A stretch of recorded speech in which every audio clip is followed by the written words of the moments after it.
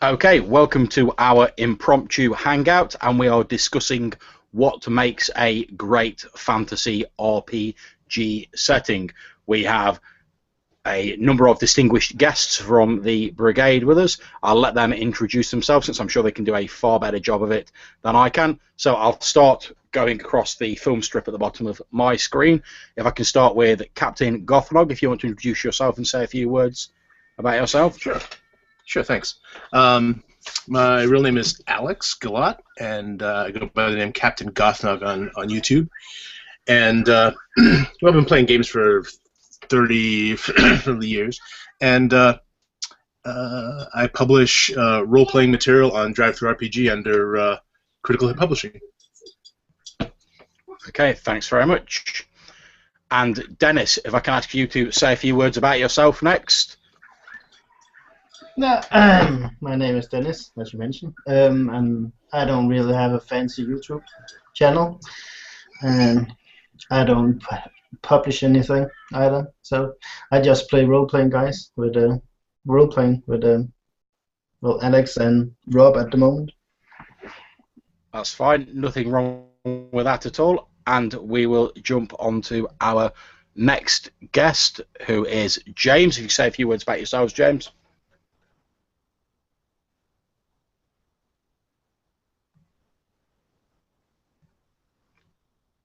You would appear to be on mute, James.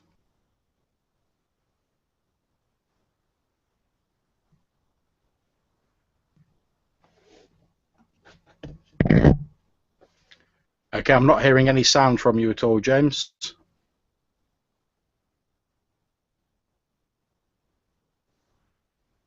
Okay, I'll skip on to Rob while James is having a look at that. Rob, if you can say a few words about yourself while James is sorting that out, perhaps a microphone problem or something similar, I'm not sure. Sure. Rob Davis, also known as the Swamper. I play a lot of games, particularly fantasy and D&D.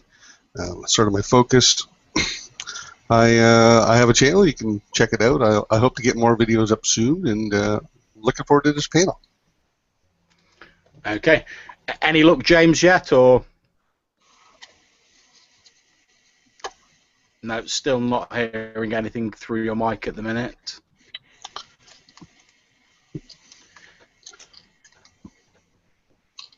Okay, well, we'll carry on, and hopefully James will be able to jump in a few moments.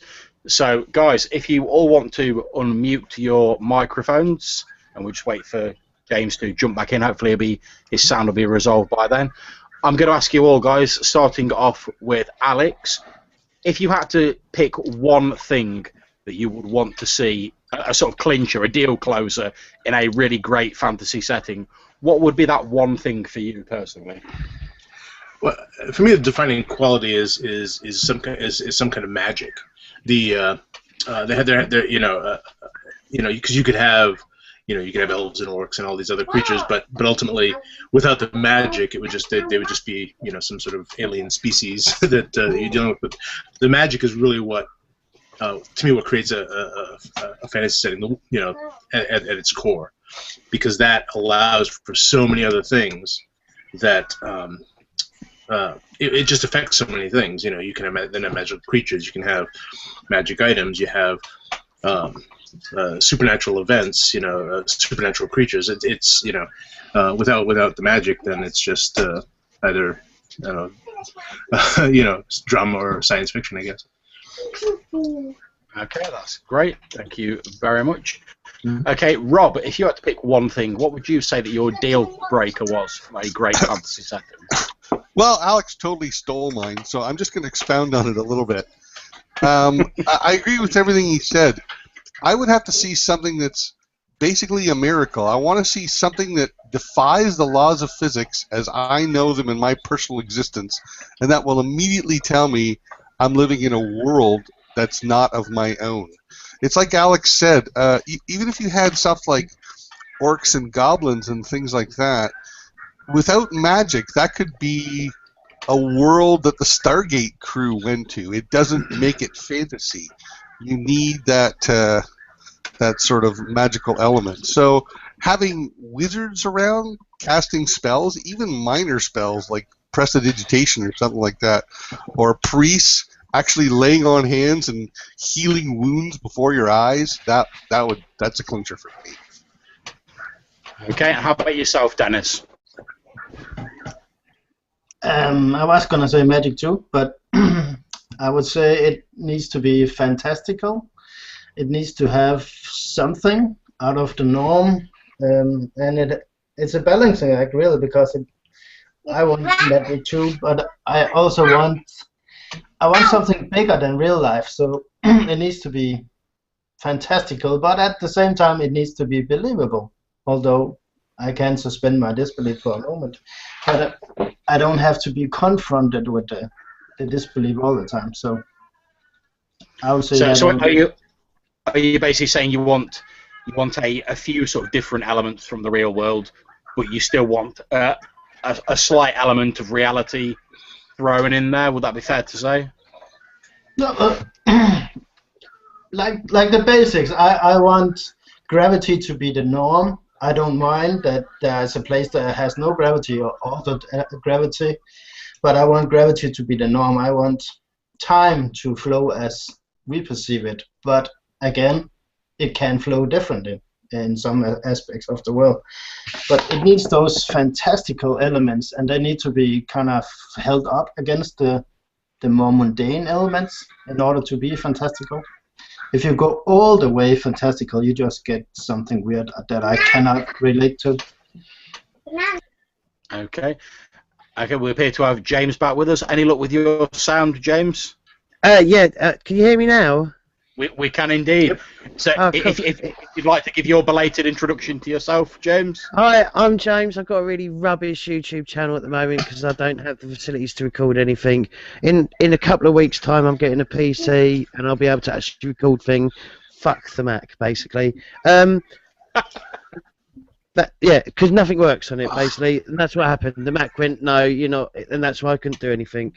Preach it. I'm close to rage quitting. Okay. Okay, so James, if you had to pick one thing in a fantasy world, a sort of deal breaker, one thing you definitely want to see, we've already talked about sort of magic and elements that differ wildly from reality. What would you want to see in a fantasy world, in a really great fantasy campaign? Grim. I like it to be a bit grim, a bit downtrodden. You're playing the peasantry, the everyday folk who have to rise up to the challenge. You know, they're not doing it for riches. They're doing it for fame. They're doing it because they're the only ones who are willing to do it. Great stuff. I mean, I suppose for myself, the thing that attracts me to fantasy is the sort of alternate histories or the sort of background of fantasy world. Because a lot of the sort of the more established fantasy worlds tend to have a great deal of history behind them. Now, obviously, there's certain things you're just not going to come across, those fantastic elements in real world history. But I find fantasy histories are very creative because link all of your guys' stuff together. They have access to these magic and these fantastical elements that take place in the various games. So I think a really good sort of back history, a really good backstory can sort of bring a game forward and make you want to actually play in the present of that world because you can see how it's sort of become as it is. But I must say I'm quite a big fan of the sort of the grim and dark fantasy settings. Like yourself, James. I mean, Warhammer Fantasy Roleplay being one of my sort of all-time favourite games, one of the first ones I started. I mean, I don't know what, in terms of fantasy games that you guys have played, what would you say, Rob? What would you say your favourite fantasy game that you've played in would be, system-wise? Be Dungeons and Dragons for sure, for certain. I want to just, if we can backpedal just a little bit here with regards to what you and James are saying. I don't deny that I can see a preference and something enjoyable about having poverty rising up from peasants, but how is that fantasy and not just poverty. There was certainly a lot of poor people, you know, in the Middle Ages. How does just being poor and crawling through the mud make it fantasy for you? I don't think it makes it fantasy, certainly not from my perspective. I think it's just that the sort of downtrodden, poor, certainly, I mean, I'm going based mainly on Warhammer Fantasy, because that's the main grim fantasy setting I've played in.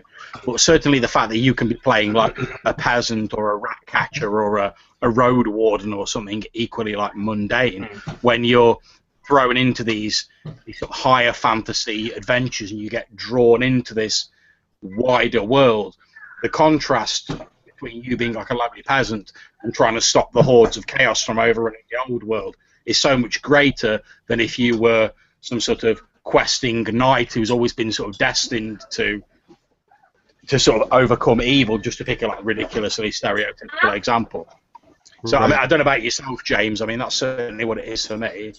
Yeah, it's the mindset, isn't it? It's you know, you're playing someone who looks so ordinary that, you know, in reality he should be overlooked, but he's, you know, he's holding back the gates. You know, he's stopping that tidal wave of, you know, Warhammer. Warhammer was literally the second fantasy game I ever played, and it's the first role-play game I ever owned. So I do have a lot of fond memories of it, but yeah, I just like the fact that, you know, you're not just, you know, I'm a fighter or whatever. You're like, you've got a career. You've got, you know, I used to sweep the streets for my living. You know, a road sweeper or something.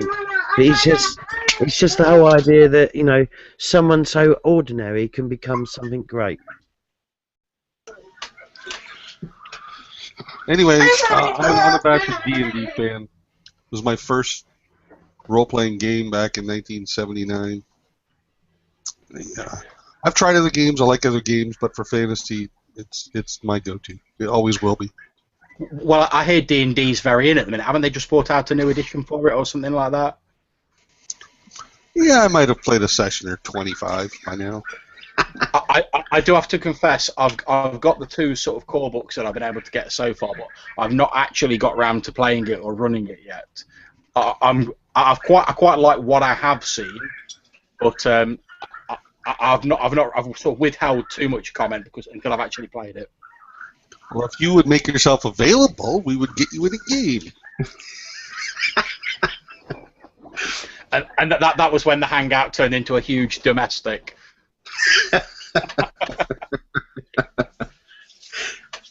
But no, I should endeavour to make myself available for a D&D game as soon as time and seasonal planning and stuff permits. So in terms of yourself, Dennis, how about yourself? What would you say is your particularly preferred fantasy game system? System-wise, I like Rollmaster, more specific Rollmaster standard system.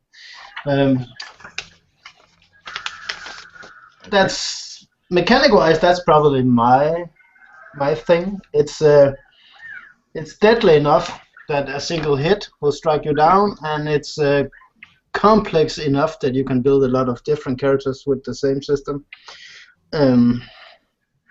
But I do like the simplicity of the new D&D. I have to admit, I've not played Rollmaster myself. I have heard that it's quite sort of rulesy and sort of crunchy as far as these as games. It's the character creation that's complex. The actual system is super easy, but it's the character creation that kills people. I mean, my first character in Rollmaster took me 8 hours to make. So it's not for a one shot. No, and then he got killed about an hour into the first session. So. Ouch. But hey, I think that'd probably been the point where I'd have been like flipping the table over. But once you get over that extremely steep learning curve, the mechanics themselves runs exceptional smooth.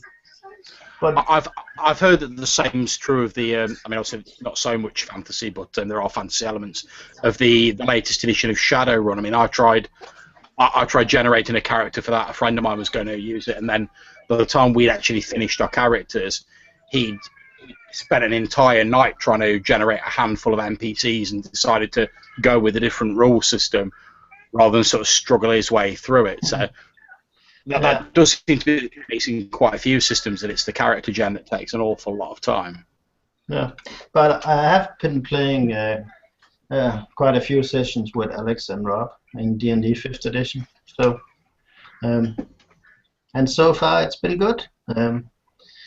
It's probably the best D&D that I have tried mechanic-wise, because it's so simple and still allows for so many variants.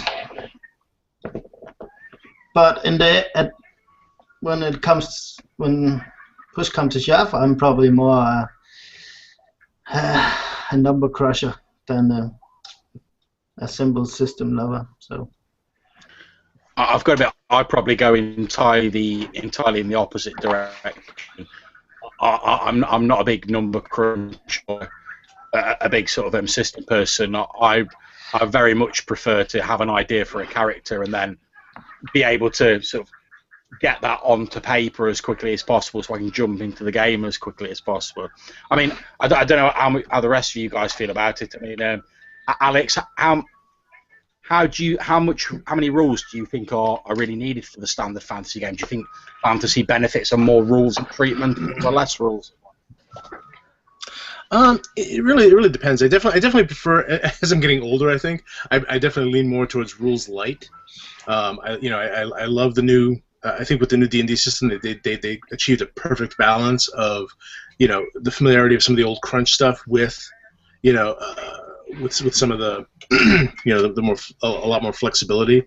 The advantage disadvantage system is absolutely brilliant, especially from a GM's perspective.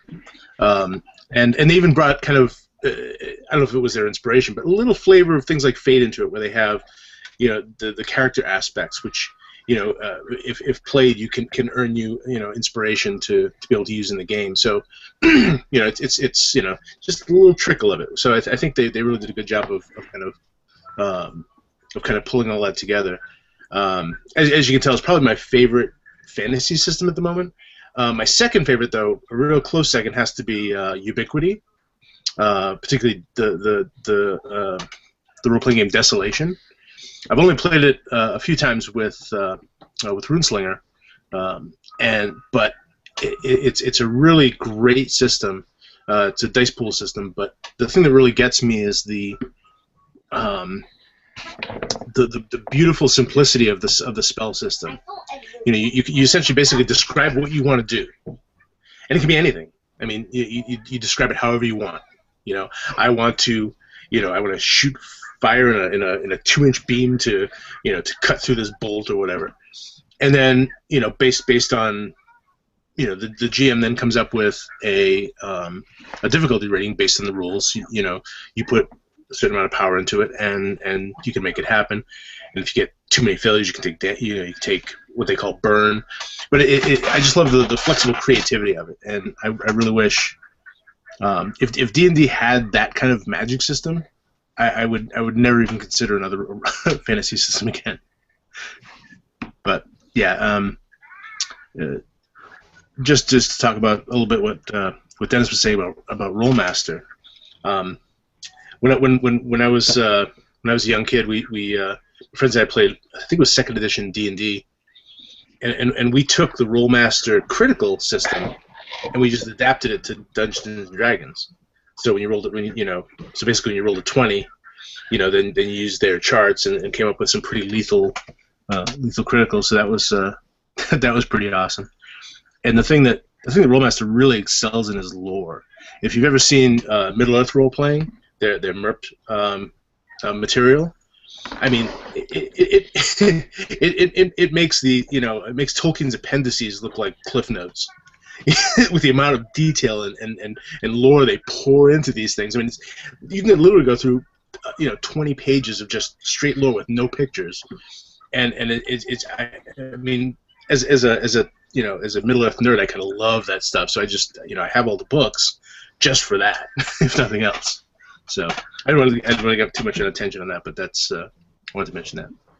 Okay, so in stepping away from the systems for a bit, and in terms of more the actual campaign settings, I remember there was someone in the Brigade who'd made a video. Again, I forget. I'm terrible with names, but I remember that someone had made a video recently where they were asking whether people preferred home-brewed campaign settings or whether they preferred a sort of published setting. Now, we've spoken a bit about Warhammer Fantasy Roleplay. Obviously, the sort of you could divorce the setting from the rules there, and as we were talking a bit before the hangout, there are games where the rules more closely sort of mesh together with the setting and are sort of custom built for it. How do you guys feel in regards to the whole homebrewed campaign settings versus published settings? James, would you prefer come up with something homebrewed, or would you prefer to take something that had already been published? Depends on what I'm trying to run. You can hear me, right? Yes, we can. Yeah. Okay, thank you. Well, I'm not really someone who comes up with homebrewed fantasy settings. The closest it would happen would be in Dungeon World if I was running Dungeon World, but that's everyone creating a world together. But if I'm running, say, Exalted, which is it's fantasy, it's a different area of fantasy. It's sort of like obviously Japanese or the Orient, sort of like Asian-based fantasy. I'd run it in obviously the Exalted world. If I'm running Warhammer, I'd run it in the Warhammer world. But with Dungeons and Dragons, I wouldn't know if I'd want to run a homebrewed setting because there's so much. I mean, there's so much out there for the campaigns that have already been, or the campaign setting that's already been made. Would I not just be treading over, or already gone over grounds? Does that make any sense? That's a very good question. I mean, I don't know what you think about that, Rob. I mean, do you think there is much more mileage in the homebrewed setting that hasn't already been trod by numerous pre-gen campaign settings before? It's a very good point. I think I might be at least somewhat unique when it comes to that. When I first started running games, I did modules to learn to DM, but once I learned how to DM, I never had any interest in running a published world because to me it was like, well, I have to study a fictional history book and then memorize that stuff. That doesn't sound like fun to me. I want to create. I'll just create what I need as I need it. And so I've always done homebrew. My homebrew world was created in 1983, and I've been using it ever since. So, for short-term, if you're jamming for time, it's not a bad idea. Probably. Not to make you feel old, Rob, but that was when I was 3. I can show you my original map. Anyway, yeah, I don't know. It always seemed like studying to me. Like, I don't know. How about yourself, Dennis? Are you more a fan of the published campaign setting, or would you prefer something more homebrewed if you were GMing a fantasy campaign?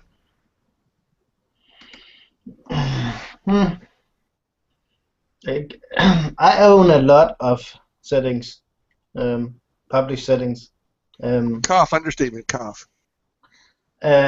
So obviously I like to read about them. And that's really where I believe that published settings will shine. That's when you say, okay, we are playing in Warhammer, or we're playing in Forgotten Realms, or we're playing in Planescape, or insert whatever your setting you have. Now, go read those books if you want to learn about it. As a GM, I don't have to give you any details before we start to play. If I'm making a homebrew, well, I'm the only one who can produce those sort of details and lore, so I have to make it up, and I have to write it up, and I have to present it to my players. So it kind of, I can see there's a lot of benefit in a published setting if the players are willing to read about it. Then you have a lot of benefits. But on the other hand, I really like to learn more settings, so I'm always interested in hearing about people's own homebrewed settings. Well, yeah, I mean, there's an awful lot of creation-based YouTube videos and tips out there for people doing world creation. So I would assume that there are an awful lot of people creating their own worlds out there. Otherwise, there wouldn't really be demand for such a large amount of videos about them. I mean, yeah, but I'll give James a point in saying that if I make a homebrew world, and let's say I'm just making it like Dragonlance, why not play in Dragonlance then? If you're not changing anything. So my own homebrew worlds have always been of the weird and the odd variety. Sometimes a little bit too weird, and my players would complain and complain. But I think I don't know what I prefer. I like the published settings because I can read about them, and I like to read about settings. I like to read about fictional history. Okay, where do you stand on the published versus the homebrewed, Alex? Well, like Rob, I've been playing for quite a lot of years, and so I love my homebrew world. You know, it's been evolving for over 30 years now. So, and every campaign leaves an imprint on it. So there was a campaign where the characters had to fabricate this macabre tent out of human bodies so that they could make enough shadow to escape a desert. And then a couple campaigns later, I had characters passing through this desert, and they found this kind of mummified sculpture sitting in the sand. They had no idea where it came from or how it got there. So the world, that's one of my favorite examples, but it happens everywhere. So the world, by the world evolving over time, I'm just so comfortable in it that if it makes it so much easier as a GM if I have to suddenly improvise because the characters I know it doesn't happen often, but the characters go to something you don't expect. but I do like the published settings because either I can steal from them little bits here and there, or if I'm doing a short little like 1-shot or 3-shot or something like that, because then kind of like Dennis was saying, people don't have to worry about learning about your world. They can say, oh, you're playing in Forgotten Realms, or you're playing in Greyhawk, you're playing in whatever it happens to be. Be playing in Middle Earth. We know about that. So there's a lot less to explain if you're doing a shorter, either a 1-shot or a short campaign. If I'm doing a long campaign, it's almost exclusively my world. The only exception is that we're doing this kind of grand campaign in Rob's world where there are 3 GMs running 3 different campaigns that all interlock. It's very complicated, but so that's my thought on it. I mean, I suppose for myself, I'm sort of in a bit of a middle ground because I tend to like having a published campaign for the broad strokes of a campaign. So, I mean, one of the reasons I like things like the Forgotten Realms is there's an awful lot of variety within that campaign setting. So if you want to run it in a sort of a land ruled by a sort of magocracy, you can do that. If you want a small sort of pastoral Vale setting for your particular campaign, you can do that. What I've always really preferred to do, though, is to sort of take a published campaign setting for the broad strokes, where, as you say, everyone can go, oh, it's a Forgotten Realms campaign, or it's a Planescape campaign, or whatever. But then actually sort of drill down into one of the lesser known areas, so you sort of give yourself that creative freedom to monkey around with it. But if you do need to fall back on the sort of the bigger issues of the setting, you've actually still got it there, so in the books, if you will. So I suppose that'd be sort of where I'd fall in that.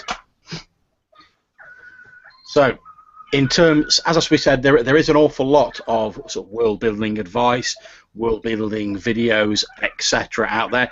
If you guys here now in this hangout were going to create a your own sort of version of a fantasy campaign, I know some of you have. It's not something I've done recently myself, but if you were going to create your own fantasy campaign, what would you start with? What sort of element would you start to detail? What would be important for you, Alex? I would say probably the cosmology. Figure out what kind of world you want to run, because like, do you want this to be kind of based in the D&D kind of cosmology? Do you want if I can just interject for a second there, Alex? I don't think he's asking you where you'd start creating a fantasy world, but rather where you'd start creating a campaign in a fantasy world that already exists. I'm happy with either response, to be honest. I was shooting Rob more for the creating a fantasy world rather than a campaign. Oh, my bad. I'm sorry. Absolutely fine. I'm sure we'll get around to the other question in due course anyway. But yeah, so definitely cosmology, because that's going to be the basis of everything else. What kind of are there other planes of existence? Are there gods? Are there the world itself? Does it obey the natural laws? And I think that it kind of needs to some extent. People talk about, well, why don't you have this really unique setting? So you can, to a point, but I think it was Dennis who mentioned something about you have to have a certain level of realism involved for people to be able to relate to it. If it's too strange, their minds have a hard time accepting it. It's okay to have strange places to go, like in the Planescape setting. You can go to these other planes of existence to for a time. But you kind of need that place that people can kind of relate to when they go to it. So yeah, for me, I guess the basic kind of cosmology, how the magic works in relation to it, where where spellcasters get their magic, what kind of spellcasters there are, kind of come up with that thing first, because again, if magic is, like I mentioned, the kind of the basis of the world, then that's where you're going to want to start, for me anyway. How does magic work? How do the gods interact with the world, if there are any? I think you've got a very good. You've got a very good point there, Alex. I mean, obviously, if you say everything is entirely different from what we know, to the point where gravity is entirely different, light doesn't work in the same way, the natural laws are all upturned.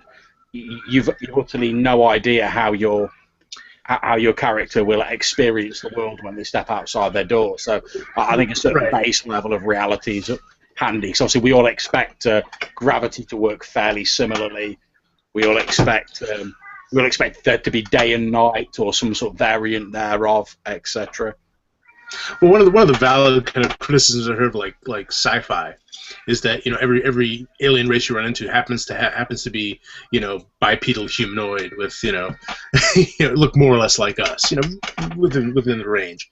That's for budget purposes. Yeah, right, exactly. Besides with budget, but also it's also relatability. I mean, I as a creative person, I could imagine a species of intelligent blue gel that communicate through through emitting different types of smells that they interpret as language, but it wouldn't make a great movie. It's an interesting intellectual thought, but you're not going to sit there for 2 hours watching these two piles of blue gel communicating through scent, where you have a little card that you have to scratch it. Oh, okay, I get it. it just there has to be something relatable to, in this case, in the case of games, to the players. There has to be something they can identify with to some degree. Okay, so Rob, obviously we've heard about how you're running a long-term campaign you created yourself some time ago. Where did you start when you first started to create that? And if you were to create another campaign tomorrow, where would you start with that? Would it be in the same place, or would you, having had more experience now, would you start somewhere else entirely? I would make less mistakes, but I think I would start with the same methodology. And I think Alex's methodology is perfectly fine. I don't think there's anything at all wrong with it. It's not the approach I would take. And I would start from the standpoint, let's take a nobody, the most average citizen you could possibly imagine, and describe what his day is like. And this gives us a grounding for the world. This tells us what the normal, it sets the base. Movies often do this. In the very beginning of the movie, you see the character in his normal life before things turn to shit. And that's just to establish the base. So where Alex's build is from top down, which I think is perfectly viable, I tend to go bottom up. And the parts of it that I don't enjoy creating, for instance, I care nothing for creating pantheons. I don't find it fun at all. I just totally stole the Forgotten Realms one, just because I didn't want to bother. I said, okay, that's mine, and the rest of I'll create the rest of it. I've got to admit, I've stolen the sort of Greco-Roman classical pantheon a fair few times myself, especially for, as we were saying earlier, for quick pickup games, because pretty much everyone's heard of the Greek and the Roman gods. So if you say, "Oh, I'm a follower of Ares or Mars or whatever," most people will have some idea of what that means. So I certainly find it's a very useful shortcut if you want to do a quick game. Okay, Dennis, if you were creating a fantasy campaign, a fantasy setting, where would you start? Well, I would only do it if I had an idea, so I would start with my idea. But I think I would start, as Alex said, with the cosmology. I want that to be in place before I do anything else, and then I will move on to races, because I like to tinker with races. I like elves, I like dwarves, I like halflings, but I don't want them to be the generic types that we know. So I want to make a twist on them. So that's probably how I would do it. Okay, and how about yourself, James?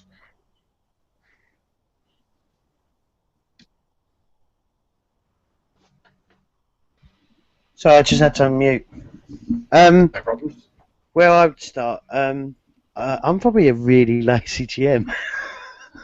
I'll probably get the cat players to do it all. Hey, no, There's nothing wrong with that.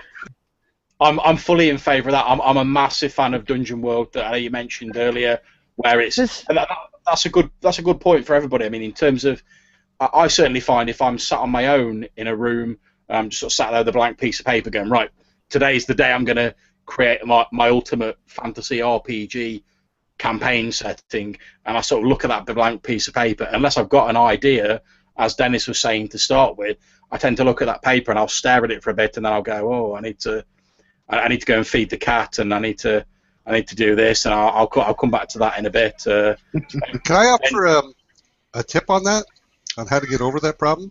Yeah, go for it. You got a blank page, and like you say, where the heck do I start? You start by establishing one fact. Whatever that fact is, whatever strikes your fancy, that's all you need to come up with. And that really minimizes the looming blank page. All I got to do is come up with one fact. So let's say the one fact I choose to come up with is that there's a big purple sky genie. Then you just start answering questions. Who is this guy? Why is he there? What is his purpose? What is he seeking? And so all you've had to do is invent one thing and then follow the logic of what you invented. Well, I think you've just found my game for Brigade Con 2015 anyway, Rob. The big purple sky genie. So it's kind of like putting that little grain of sand inside an oyster to irritate it to make a pearl. Hey, you should talk to Alex, Council of Liches. As we were saying, I mean, in terms of Dungeon World, the idea there is that the world creation process, it's very much sort of this idea of you sketching a map where you leave blank spaces that you use players' input to help fill in as you go along. So the players have almost as much, if not more, input into what the setting is than the GM in some situations. I don't know how you guys feel about that. Alex, how would you feel? How much player involvement do you try and get in your setting creation? I'm a huge fan of the more proactive players. I mean, I love proactive players. You know, it always gets a little frustrating for me when I have to ask players that killing question, what do you do? You know, I like them to, you know, just to be so into it and excited that they're just telling me what they do. I'd rather interrupt and say, okay, one at a time, rather than have to kind of prod them. But no, I love when players create things. I encourage, personal creation of, invent a town somewhere. You know, it's like, oh, I remember this one time I was in this town up north called, Thickwood, and you know, I met a prostitute there, and you just start reading off the story, and because my world is created that way, that town now exists. You've done this by your creation, and I mean there are certain boundaries to it. They have to be, because you want to kind of create, there are things that already exist. Plus, you might have plot lines running throughout. But I love when players create stuff on their own. Rob and I have talked about this. Like, if a player walks into, it sounds like being a joke. If a player walks into a bar, or a character walks into a bar, but they rather than ask the GM, are there any bottles lying around that I can use to hit this guy? Just go for it. Just say, okay, I grab a bottle from the bar and I smash it over the guy's head. You don't ask to see if there's one there. You just create one, and even little stuff like that, is just awesome. I love player involvement, proactive creation. I always prefer that over just the kind of blank stares, and it's like, what do you do next? So, I mean, I think that's my two favourite systems certainly at the minute are obviously Fate and Dungeon World. Oh, we've got Mike with us. You're right there, Mike. Hey, Mike. We've just on the part of the discussion where we're talking about how much player involvement we get when we're creating a campaign setting, a fantasy campaign setting. I don't know if you want to jump straight in and weigh in on that. Well, let me listen for a while and see what you guys got going on. Okay, no problems. Well, I mean, I certainly think for myself, the two sort of systems that I prefer at the minute are Dungeon World and Fate, because they're systems that put a lot of control of the narrative in player hands. And as Alex was just saying, they give the players a lot of agency to embroider and add extra details onto the setting. And I know you can do that in almost any setting. I don't dispute that at all. I tend to find that certainly with a lot of the players that I've dealt with previously, that some of them are almost a little unsure of how much they can actually add into a setting, because they're used to, certainly players who are less used to role-playing, they're more used to more traditional games. They're not used to being able to sort of add their own little spin or their own little extra bits and pieces here and there. So I find a game that's actually got that written into the rules almost, or that exclusively sort of allows that, so it gives them that permission to sort of take that first step and start doing that, if you will. I don't know what you think about. Sorry, go ahead, Rob. I just want to say that there's another huge benefit to it that we're not mentioning, is if you as a player contribute to the DM, you are enriching his world. You are taking some of the workload away from him, which is great for him. He's going to be extremely grateful. And in return, the player is rewarded by knowing that their creation now has a permanency in the world. It's rewarding two ways. It's really great. I'm with Alex. I wholeheartedly support proactive player. No, I entirely agree. I mean, as a GM, I'm all in favour of some of the workload being taken off GM's shoulders. And as you say, it's not only helpful to the GM because you've got enough on your plate with actually running the session, getting everyone together. If it's on a hangout, you've got to set up the hangout and run that. If not, you've got to organise the game space. You've got to get all your supplements and notes and whatever you're using. So anything that just lightens the load even a tiny bit for the GM, but that also is an advantage to the players and draws them more into the game, I'm very much in favour of it in any setting, not just a fantasy setting. I have to agree on that point, that anything that gets the players more engaged in the game is a good thing. And if that means that they make part of the setting, that's a good, takes the workload off the GM, as you say. And that's important, but there also has to be a certain limitation on that in case the GM has like some ideas for later on down the road that you don't want stepped on too much by the player's creativity, even if it is really awesome or being creative in connection to your game. I think it I comes like back to to say that that the term. GM reserves the right to veto.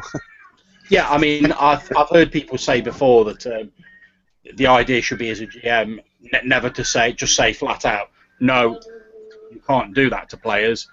You should always say yes, but how about, and then even if it's something that you maybe can't use now, just sort of saying no to the players, especially if it's a new player or someone who's maybe not certain, it can just seem like you're sort of shutting them down, or you're sort of blocking their ideas, or you're denying them that access. Whereas if you say, well, no, we can't use that now, but then you can find some way to thread even a little part of their ideas in later on, when they do see it pop up again, they'll go, oh, cool, that actually did turn up in the game. They'll feel more involved. One of the neat things that Sorry, Alex, go ahead. No, I was going to say one of the other advantages to it, and is that, and I noticed this from the point of view of like as a GM, if you create this really cool character and the players, either just kill them or ignore them, you feel kind of like, oh man, that was a cool character. I wish they had interacted with them more. Or I wish they had, I wish he had lasted longer or something like that. But at the same time, if a player creates a village that they grew up in, they're personally going to be a lot more invested in it when you say to them, hey, a messenger just came into town and said this village is under attack by orcs, or this village is, we've lost contact with this part of this village out here. They can be like, oh my, that my family lives there. I gotta go, So I think it makes the players a little more invested in the world as well. It's as GMs, it's a lot easier to hook them when they've kind of created their own hooks, whether that's they create an NPC from their past. I remember I double-crossed this guy, in this town. It's like, oh, no, as a GM, Well, I mean, it's that whole... I love black stories. I love mining for stuff. It's that whole sort of idea where that stereotype where you have like an NPC that pops up from nowhere who's like the character's cousin and he's been kidnapped by someone and he's never appeared in the game before or been mentioned at all. And the response from most players, myself included, would probably be, oh, so you can roleplay to a certain extent. Oh, yeah, I know, I should be getting worried about this because it's my cousin. But you're like, well, I never even knew my character had a cousin until like 5 minutes ago when he got mentioned. So I do agree that very much. Whereas if you actually put some work into like working out the backstory and how your character related to the cousin, maybe a few sort of hijinks you got up to when you were younger, are more likely to actually be able to care about that NPC, and you're almost making it easier on yourself to actually like role play those emotions because there'll be a slight sort of real world reflection, if you see what I mean. Oh, definitely, and it's why I like to encourage players to cheat. Yeah, I was just going to say quickly that good players aren't going to cheat. The player's not going to say, all right, well, I go out the back door. No, you're in a prison cell. That one character out a window, and he had missed the part where everybody was on the second story, and so the break of it. Okay, so we had Dennis a few moments ago mentioned that he likes to put a spin on fantasy races. Now, obviously, fantasy races or species or whatever you want to call them are a large part of all fantasy settings. It's very rare that any setting will have just humans in it. I'm not saying there aren't any out there, because I'm sure there probably are, but in the main, the majority of standard, if you can say that, fantasy settings will have fantasy races in them, and a lot of them tend to be fairly similar. I mean, we all know the sort of stereotypical Tolkien-esque dwarves, elves, halflings, hobbits, whatever you want to call them, etc. And there's various other bits and pieces that have been added by role-playing games and fiction. I mean, obviously D&D's sort of popularised many of the sort of standard fantasy race tropes that we've come to understand. Mike, if you were creating a fantasy setting and you were looking at creating the races that were going to populate your setting, would you opt for more familiar races because your players would find them easier to get into, or would you want to put a different spin on them? Well, there's a certain advantage to the familiar races that are pretty much written by Tolkien there and borrowed by practically everybody. And that has like a shorthand of different tropes of the dwarves are kind of grumpy, the elves are deep and in the forest and stuff, but it's kind of fun to see twists on that. Whether it's just as short as going to like the gnomes being half demons and the dwarves being evil demon worshippers like somebody's coming out with, and the elves trying to fight the decline of an ancient civilization that's just on its last legs, to something completely different, like, say, the humans are interacting with insect men and lizard men as the other races that are, instead of being very near human, being almost completely different to humans. So I think that it's like valid points to go either way, really. Okay, James, in terms of fantasy races in games that you're running, how do you treat them? Do you tend to go with the familiar, or do you go for something a little more esoteric, shall we say?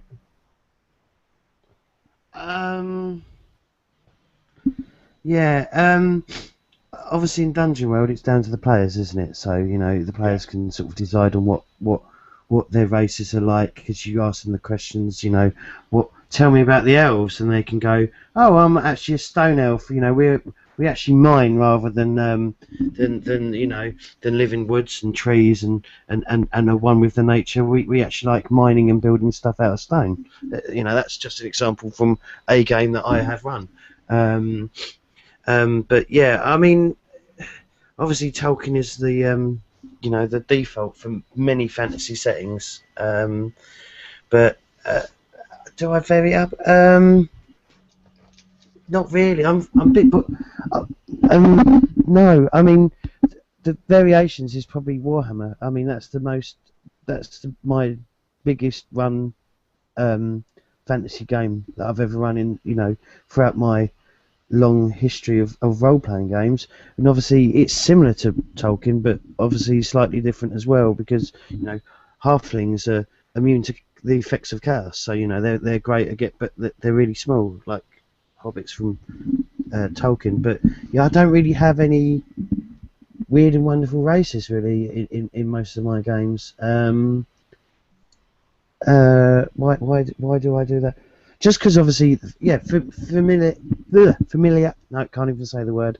It's something that people are used to, and they sort of, it's like when I was trying to explain, like, take for example Dark Heresy. I know it's a sci-fi setting, but it's really hard to explain to someone what Dark Heresy is about to someone who's never played Warhammer 40,000 at all. Because they've forgotten technology. So, and all the races are doing different things. You've got like space elves and space orcs, and you've got all the same fantasy races, but they're all doing different things. Where in Warhammer, because it's Tolkien-esque, you don't really need to explain anything. You go, yeah, wood elves, that they live in the woods. It's, yeah, maybe I'm a bit boring in that sense, but it's just things that are more. It's a lot more simpler for the GM to have. I find personally, the less work I have to do, the better. Okay, so Alex, where do you stand on the sort of easily recognisable fantasy races as opposed to things with a unique spin on them or a different spin on them? Kind of like we talked about earlier, I definitely like the idea of having some things in that are familiar. Things that people can kind of go to, as things they can kind of cling to from familiarity. But I like to have variety as well. I like to throw in some odd races, and even variety within a race. Like, for example, if you look at human culture, there's so many different cultures with so many different ways of doing things, so many ways of living.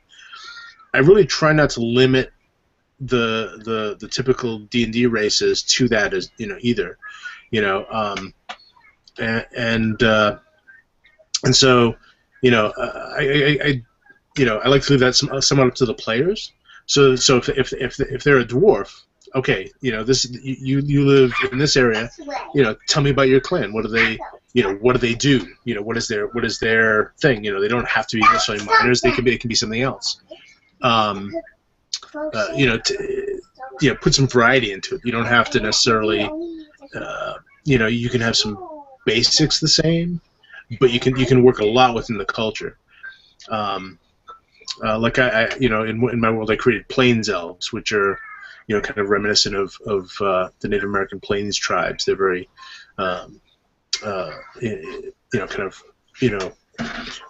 more tribal in their structure.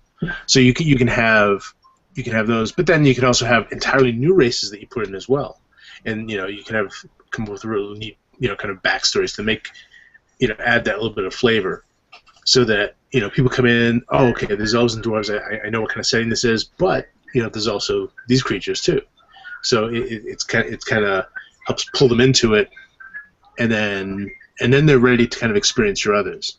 If a world is entirely bizarre, like with all these really unusual races, I think kind of like Rob said, it can be a lot of work to understand this new world. If you haven't been drawn into it with a story like a book. Like if you read a book, you can get drawn into the story and then learn about the world. Whereas in a D&D game, you don't necessarily have that luxury. Yeah, I think I'd agree with that.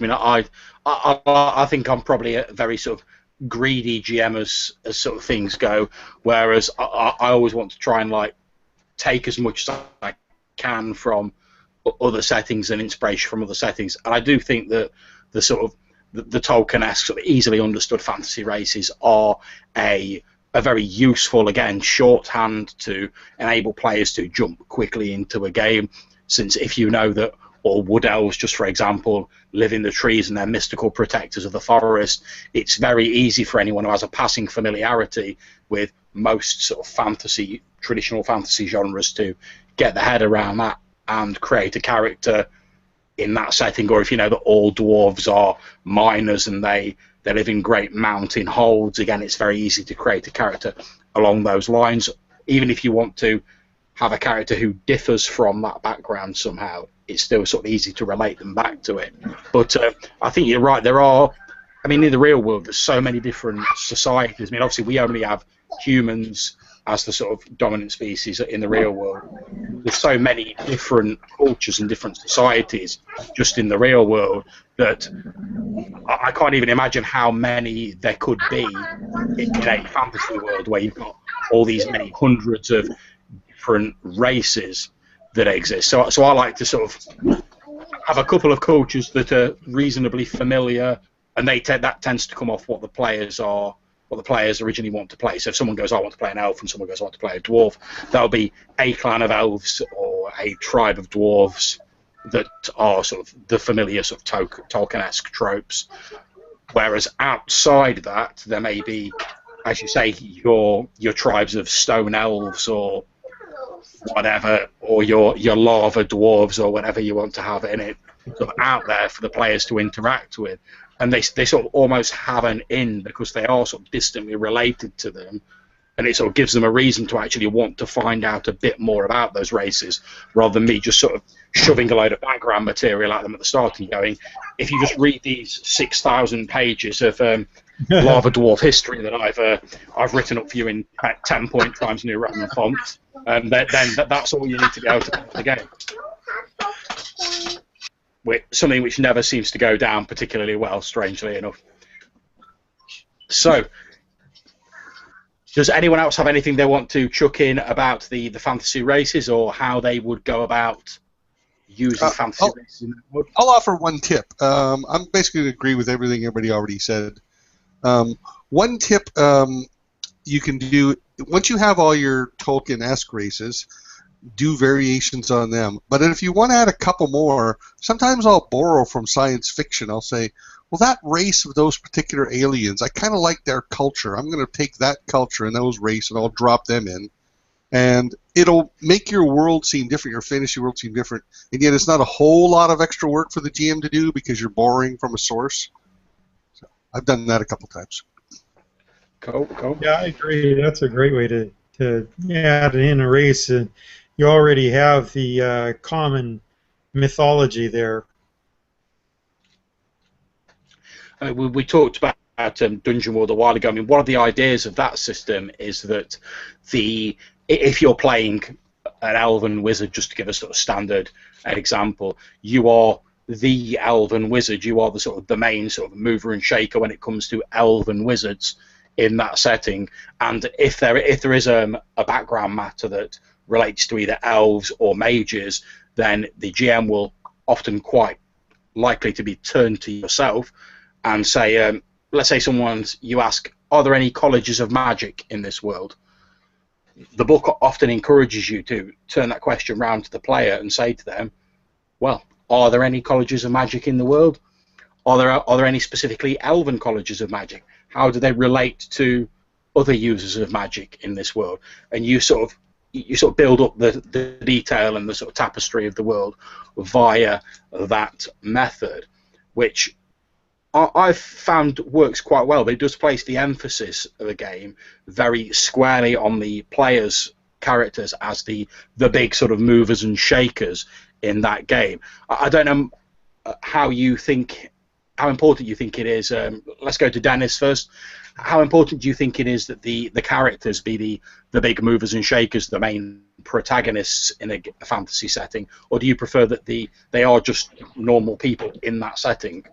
No, I think it's essential. I want the player characters to be the big movers and shakers.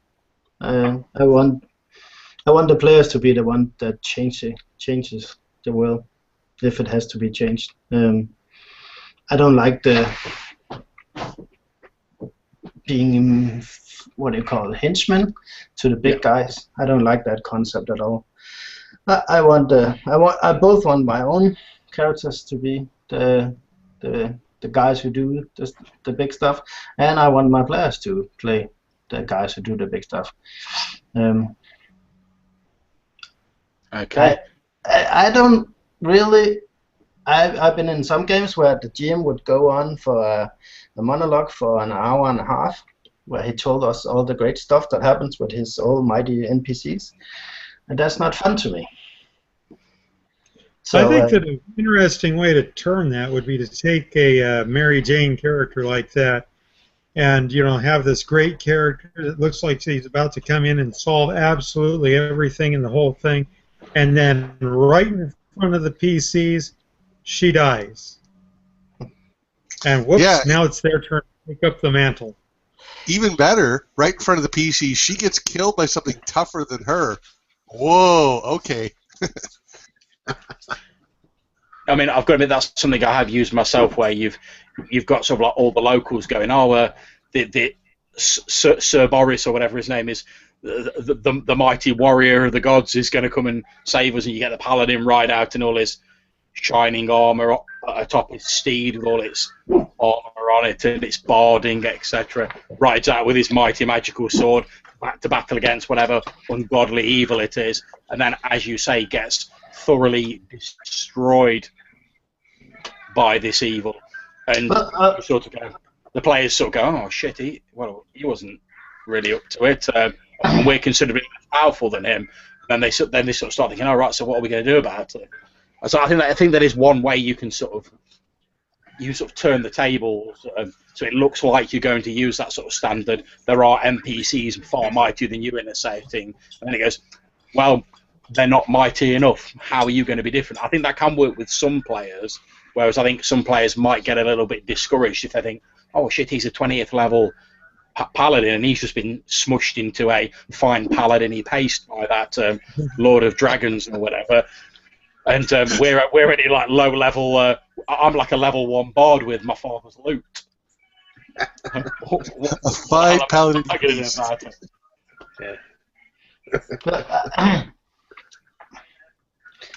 I don't need the player character to be I really dislike, bordering on hate, the fantasy trope on being the chosen one, where you have the poor lad from a poor background, usually an orphan and a peasant or something, that's chosen to defeat the evil god or something. I probably just read too many books about that. I never really seen it in a fantasy game.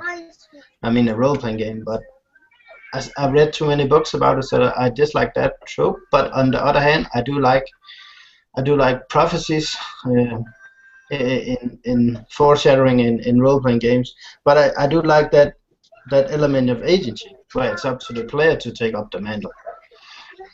Well, yeah, I mean, I think the tropes, as you're right, I mean, they tend to be very well recognised because they've been sort of used an awful lot. But I think they do have a certain power and an ease of access, which is why they get used an awful lot. So obviously, if they weren't popular and they didn't sort of speak to us on some level, then they wouldn't get used. But I do agree that they're useful as a sort of a shorthand if you want to achieve a certain effect, or if you want to maybe turn it on its head, like we say, by having the sort of chosen one get killed gruesomely in front of the player characters, and it's like, well, obviously being chosen doesn't really amount to much.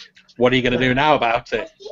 I think that the hard part with the chosen one idea is that you have to limit it to a single player, which Right. it kind of it kind of makes the other players superfluous. And it's I mean, if you're running like a solo campaign, it can work, but it's really not fun for the other players. No one wants to play the sidekicks or to this major character. I disagree. Really? Yeah. Fair enough. I don't, because the other players can. There are games that do it. There's quite a few games that actually, for example, the Doctor Who role play. Someone could play the Doctor, and they could play their companions. I know it's not fantasy, but it's got what you just said in it. But they have other things that they can do that make them. So they're not completely useless. They can they have more plot points and stuff like that. Like in Buffy the Vampire Slayer, the role play game, someone can play a Slayer, and then everyone else is playing like the Scooby Gang. But they all have their own. Their own special ability or their own slot in the group. Well, it's not a bad idea if you do it like. It doesn't have it don't have to be the norm, but if you do it once in a while, it could work. But you have to agree on it beforehand. Yeah, I mean, I think it can work. Sorry, and it can work, especially if you give the other players something. Again, if it's I think it's more about not giving one player the spotlight exclusively, or so I mean, if the other players have have important roles, again, if you look at the the Harry Potter storyline, Ron and Hermione are at least as important as Harry are to some degree. So it's in that case, things like that can work. I mean, I think to give another role play example, I mean, the game Rogue Trader, which is another sort of 40k science fiction game, which basically involves one of the player characters being the rogue trader, the owner of the big spaceship they fly around on, who has a mandate to trade throughout the Imperium and beyond. Only one person can be the rogue trader. But you have the psychic navigator. Without a navigator, you can't fly the ship faster than light. There's various other people who all have they all bring their own sort of specific talents. Well, I don't mind that, because for me it's really about playing the characters. So I'm not too concerned that everyone has something to do in a combat situation or whatever situation. You can take Firefly, the TV series, where you have a captain and you have a first mate, and you kind of have the roles of the ship, but you also have a group of characters, of individuals who interact with each other, and that's the fun part for me. That's the interaction, the drama. It's not necessary must defeat the big bad evil, and guess that's why I don't really like the trope of being the chosen one, because that puts the focus on that alone. Like, Let me just say that if we're playing the Matrix game, I want to be Neo.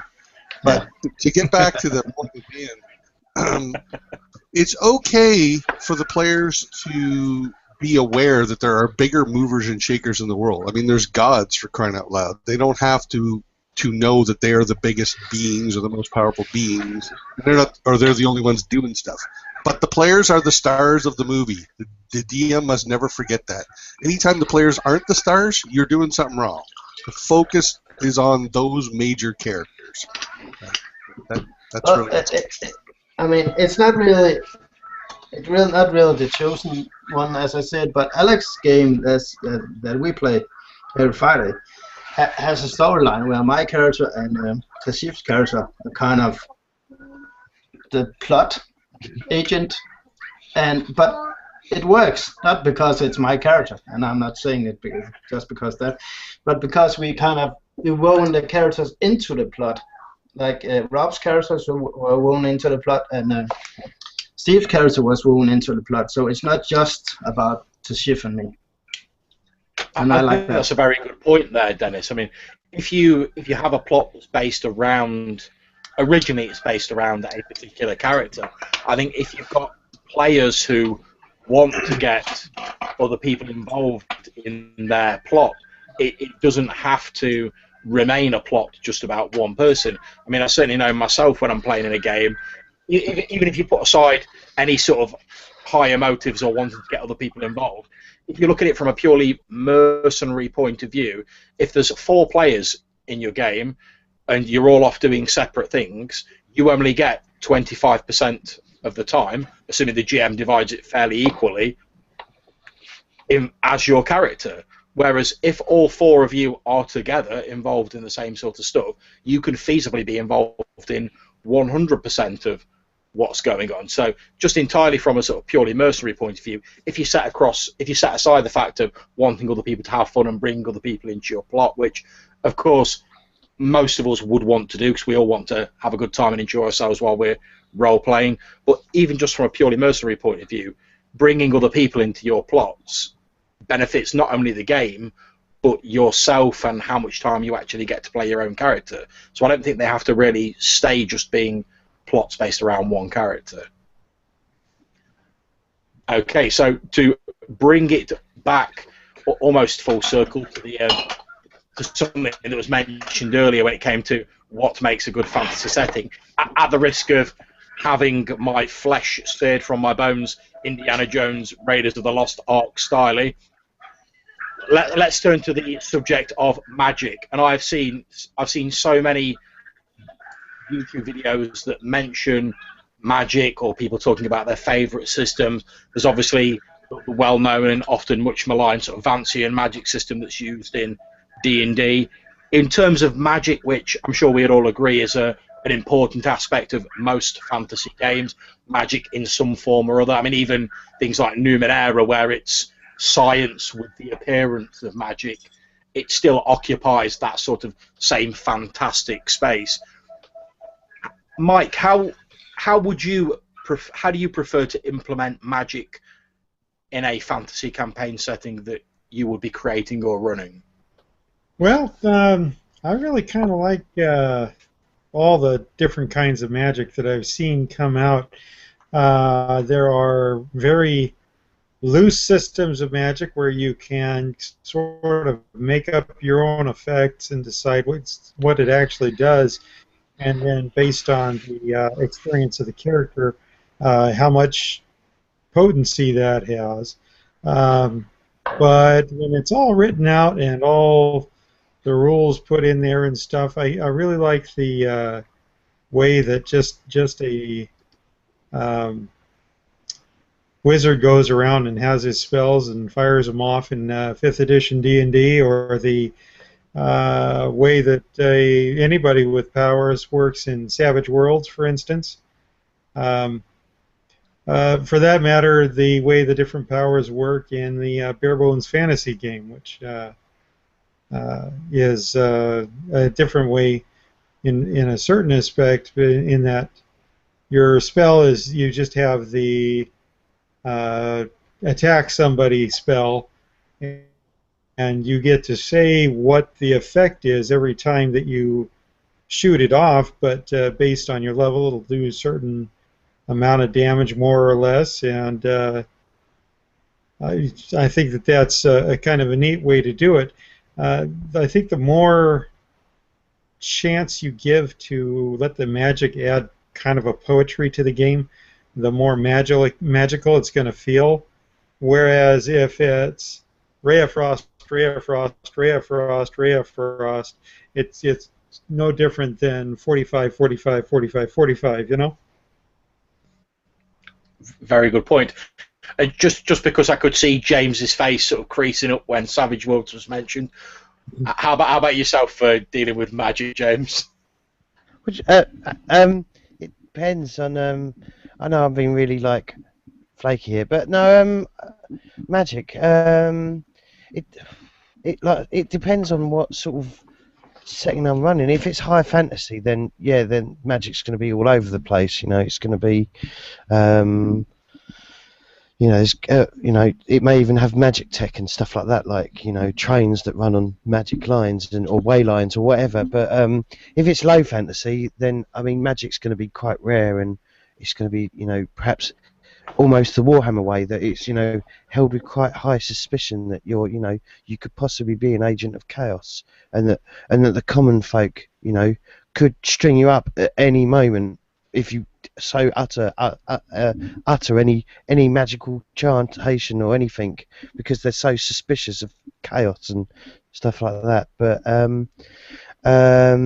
because we're just talking about fantasy, I can't go into like how Deadlands would do. I like the way that Deadlands handles their magic with the hucksters, where it's you draw a poker deck, you draw a poker 5 cards depending on. Let me start again. So if you draw, when you do your hex singing, you roll, depending on how many raises you get. If you don't get any raises, you get 5 cards. And you've got to make your best poker hand you can out of 5 cards. Every raise you get an extra card. If you get a joker, it's a wild card. Black joker causes can cause like a malfunction or whatever, a miscast or something. But magic is generally. I generally do as an afterthought, or use it as a if it's in the setting, it's in the setting. But yeah, I probably haven't read enough books. I mean, the most books I've ever read are the Discworld novels, where everyone's going on about if things are too different. Well, Discworld, everything's different. Light works differently, but yeah, I don't know. Like I said, it depends on the setting. I'm sorry. That is absolutely fine. I mean, it's a good point though, Rob. I mean, when it comes to magic, the default sort of D&D-esque view tends to be that magic is at least somewhat common. Hence, magic items. There being various amounts of wizards, mages, priests, druids, rangers, all who have access to some form of magic. However, certainly a lot of people I've sort of watched videos sort of seem to say that it's more interesting if magic is somewhat scarcer in a fantasy campaign setting. Where would you stand on that sort of divide, Rob?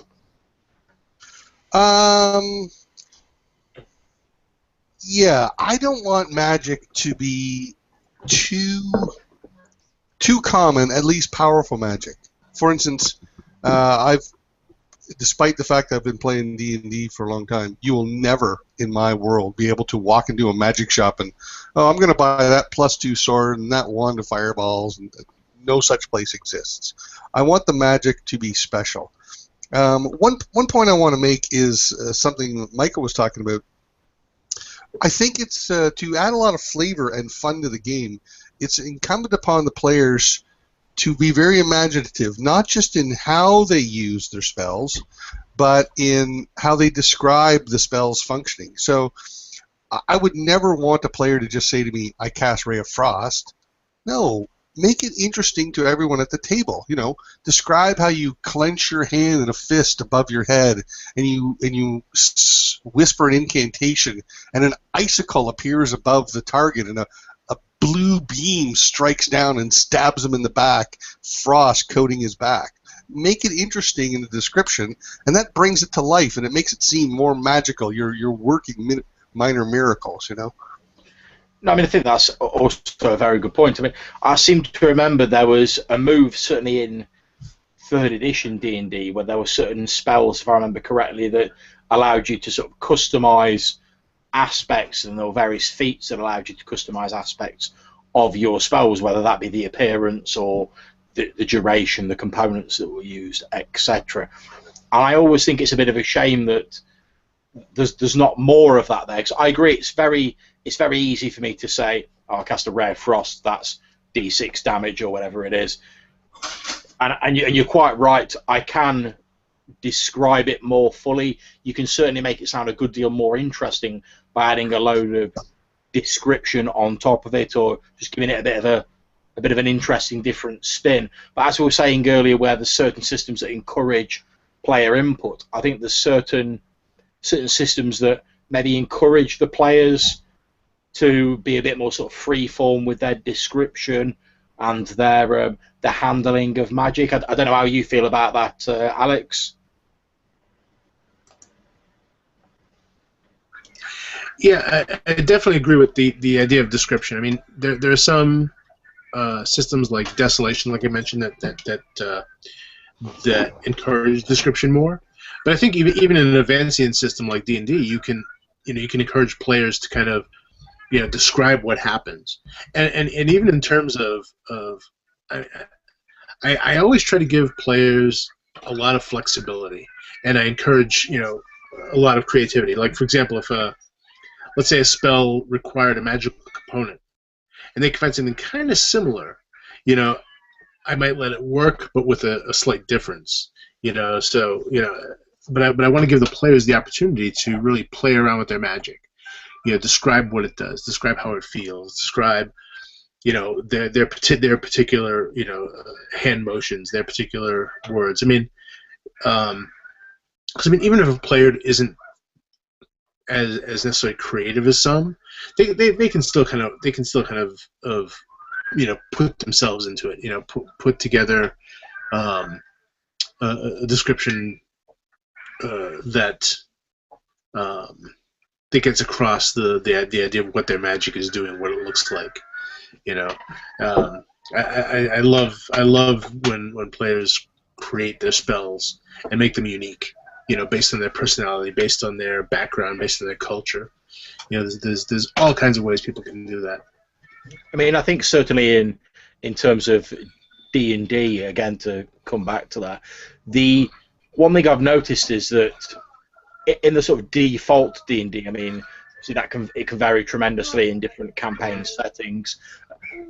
Oftentimes, the magic always seems to me like it's just been sort of dropped onto the top of the campaign setting almost, rather than actually sort of built in to the campaign setting. I know that there's been a few campaigns where they've tried to entrench it more firmly into the setting. I know Forgotten Realms had the weave and the shadow weave, and it was all tied in with Mystra and the deities of magic.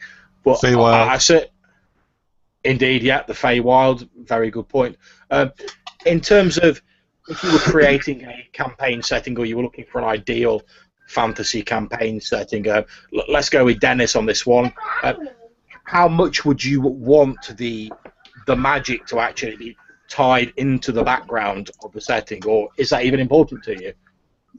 It's very important. I want it to be fully integrated. I want to, at least me as the GM, to understand where magic comes from, what magic is, what effect does it have that you are able to cast spells.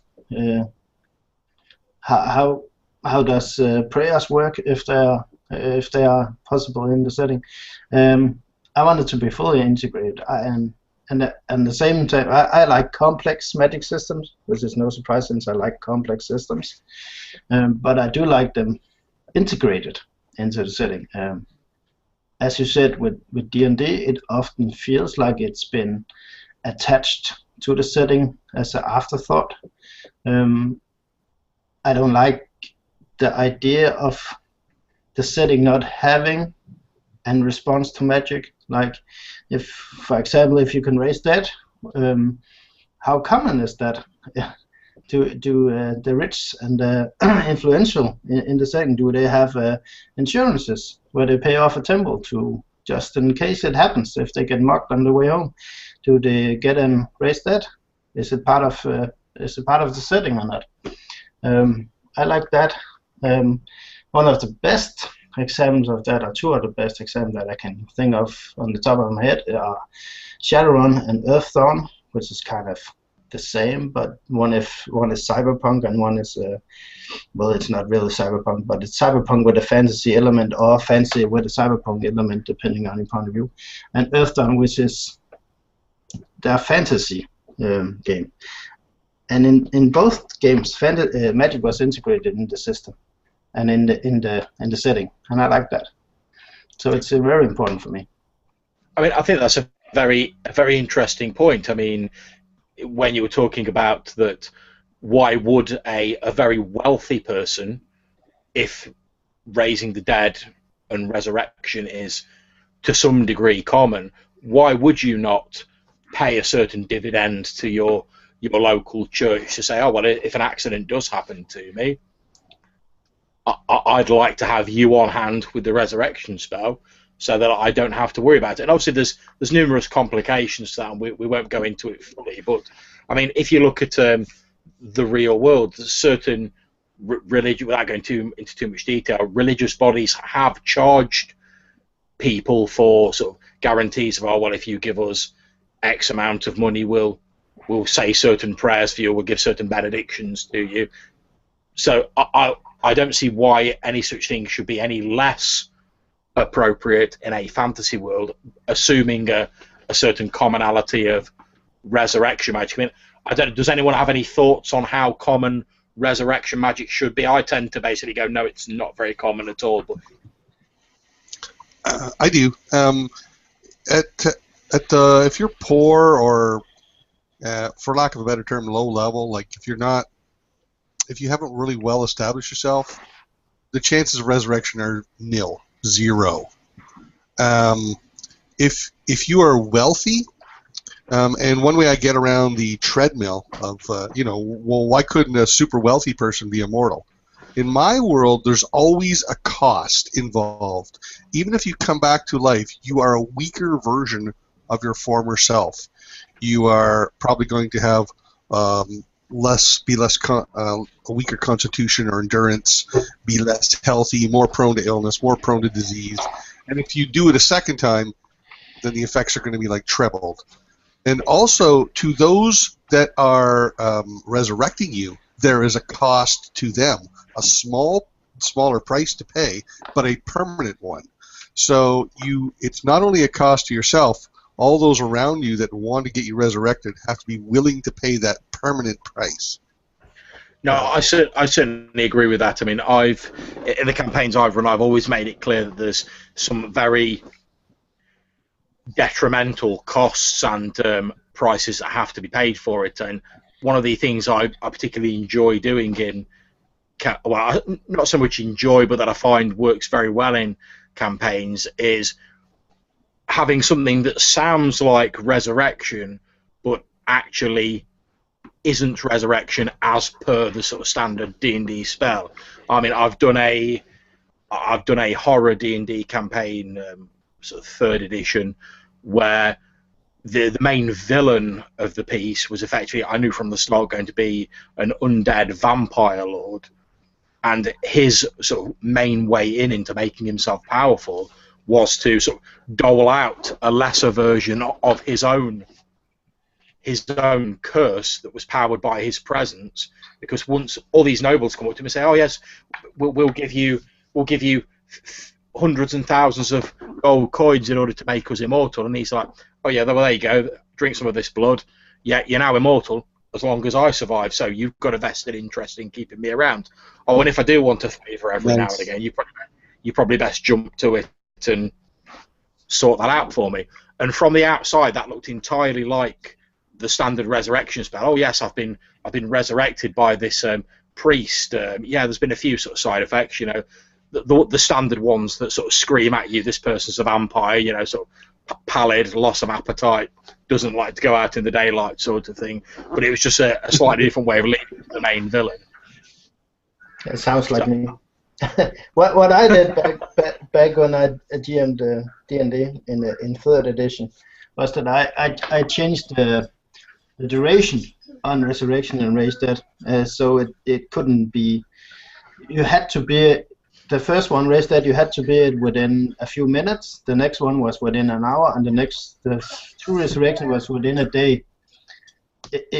After that period of time, you couldn't bring the person back to life. So what I did with that was I made it sure that it was primarily my players who has access to it, and it wouldn't affect the setting on any greater scale, because if something did happen, you had to have a cleric right next to him when it happened in order for him to come back. The way I explained it in the setting was that after this time, the soul, the spirit, would have moved on, and now it was in the domain of the gods, and they are not just going to give it up.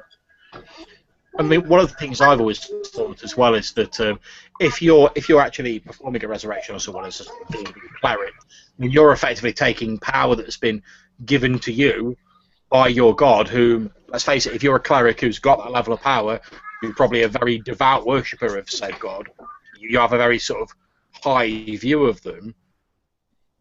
If some sort of random adventurer, like wearing sort of dented plate armor and covered in like orc blood or ogre blood or whatever, is carried in by his sort of scruffy-looking mates and sort of dumped down, and they're like, "Oh, we'll give you some gems and rubies to use this holy power that your god's given you," but you've like never seen them before, and they've got no connection to your god. Yeah. If I was playing that priest, I'd probably have some difficulty sort of seeing why I'd want to dole out such a large amount of power. 'Cause, I mean, you're effectively sort of gambling the gift that your god's given you on some guy who may just be like a sort of a thug for all you know, really. But what I wanted was I wanted the option to be in the player's hands, because it can be very lethal. So I wanted them to have that option, while at the same time I wanted to prevent the world from having that option, or at least limit the world's access to that power. Okay. Does anyone else want to jump in with any further thoughts on resurrection or magic? Feel free to throw them in. I think resurrection definitely has to be limited. I mean, you know, if it becomes a, you know, I just walk into town with a pocket full of gold pieces, then you might as well be playing, you know, a video game where you hit reset or, you know, go back to the last save point or whatever. But I think that there can be a lot of different kinds of consequences. I think the idea of a deity who is the patron of this cleric, you know, why would they want you to live? Because they're the ones who are giving the power, so they would have to presumably, you know, have a reason for you to go on living. You know, do you have to go to a patron of your god? You know, do you have to go to a cleric of your deity? Are you going to be now beholden to this temple of this particular god, and then compelled to, you know, perform a service in order for this? You know, are the other characters going to have to, you know, give up something in order to bring you back? You know, do they have to give up something personally? You know, I've heard other GMs talk about, you know, sacrificing a life for a life. You know, in the case of evil characters, you have to bring someone with you that can be sacrificed. Their life is, you know, they kill them so that you can, you know, you can take their life to live on. You know, so that there can be all kinds of consequences related to that you can build in. I definitely don't like having like as an economy based thing, you know, where it's based on money. There has to be some other cost beside, you know, that's not related to money for me. Yeah, I mean, at the risk of mentioning Dungeon World again, and I know I've mentioned it a few times, I'm probably getting at risk of having to turn in my Fate Lovers badge for a Dungeon World one at this point. But one of the things I do the mechanics I do enjoy about that is once you reach your sort of your 0 hit points or your sort of your death threshold amount, you don't sort of instantly you're dead. That's it. You're gone. You basically you make a roll, and if you succeed, you sort of stabilize yourself, and you're sort of lying there unable to do anything, but you're sort of hanging on to life. If you fail, if you get the sort of medium roll, which is a success with complication, then some sort of representation of death appears, basically offers you a bargain to continue your life. There's no real resurrection spell as such in it, but this avatar of death, or whatever god it may be in your sort of campaign, appears, says, if you follow the rules of this bargain, then I will return you to life. If you choose not to accept, you can carry on to the afterlife. Do not pass go, do not collect 200 gold pieces. That's very handy. I mean, I've used it in a few games. I mean, we had a character that my wife was playing where she basically was offered, but in 3 days' time, she had to find someone to take her place in sort of Hell's Halls in the afterlife, or she'd be taken as she was supposed to be originally.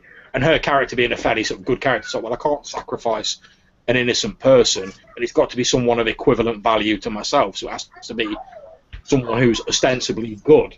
So it then became a case of, I'm not going to keep this bargain, but how much can I accomplish in the 3 days that I've got left? So it just gives the character a sort of a bit of closure without overtly bringing sort of resurrection into it. And obviously the GM sets the bargain that death or whatever god it is offers to them. So that's just sort of like quite a cool mechanic that I've enjoyed in the past. Mm-hmm. Yeah, I had I think I had one. I had a party member die in Dungeon World, and I think the paladin has some sort of power to affect the death roll, I think, or something. Yes, I can't remember. is. It may have been a resurrection, but basically, it was a dwarf fighter. He died, and then the paladin stepped in, and I gave them the bargain. They had to take out one of the key powers who's pulling the strings of the basically things that are going wrong, basically like a lieutenant, and they had like a month to do it, and then the next session the dwarf fighter never came back, so I set up all this extra font, and he never came back. Thanks.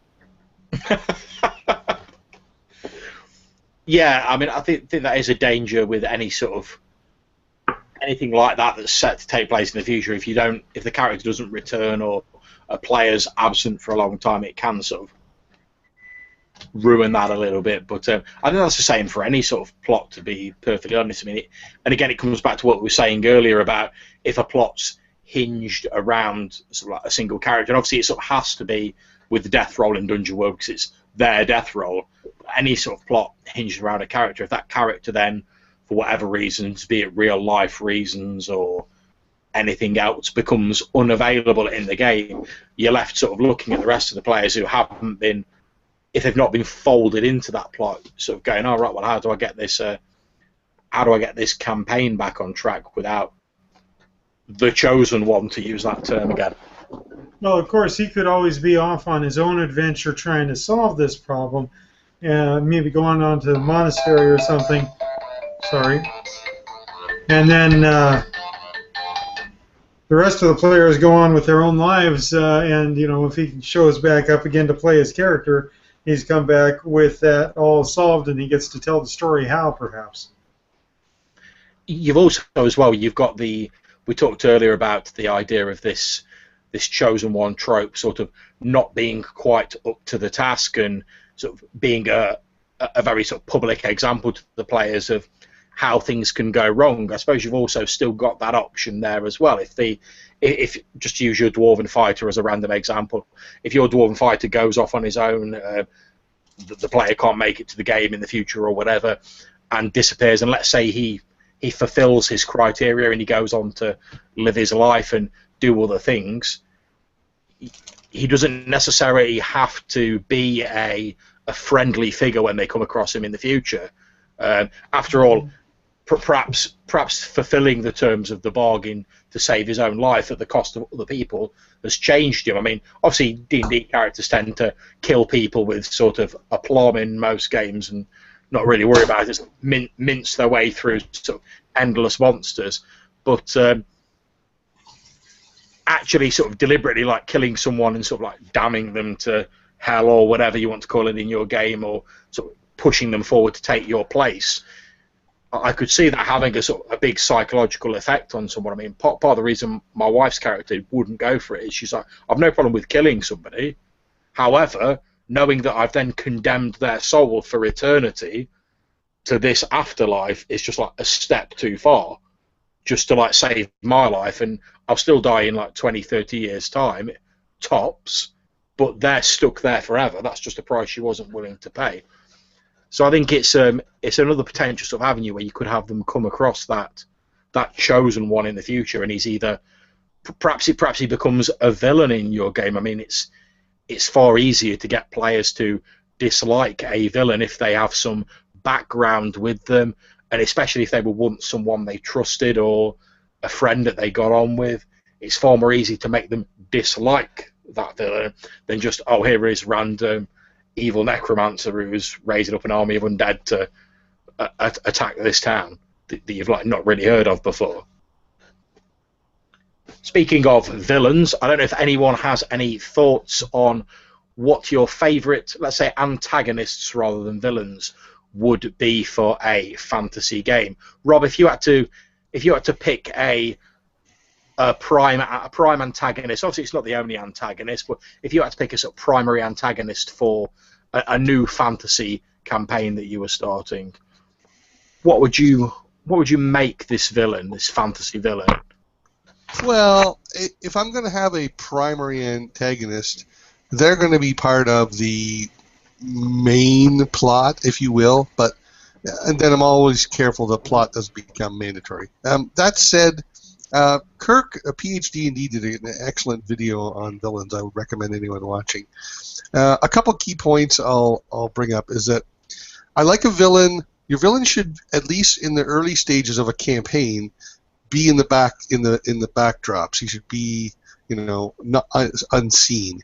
But the players should gradually get hints of the presence of this. Oh, this is a powerful person, creature, whatever, who's around. And then maybe they get to see some of the effects of this power being used.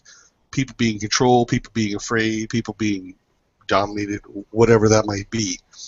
The other key thing about villains is that if you as the heroes do something to upset the villain's plans, you must have the villain react. The villain can't be like, I don't like that. Immediately show the players, no, there's a cost to crossing me. Bang. Now, you do it again, and it's just going to be 10 times as worse for you. I'll just wipe you off the planet. Villains, if you want them to be scary, they need to be reactionary. Don't fuck with me. Okay, Mike, how about yourself? If you were choosing a primary antagonist for a fantasy campaign that you were going to run, how would you go about that, and what would you make that villain, that antagonist? Well, I think when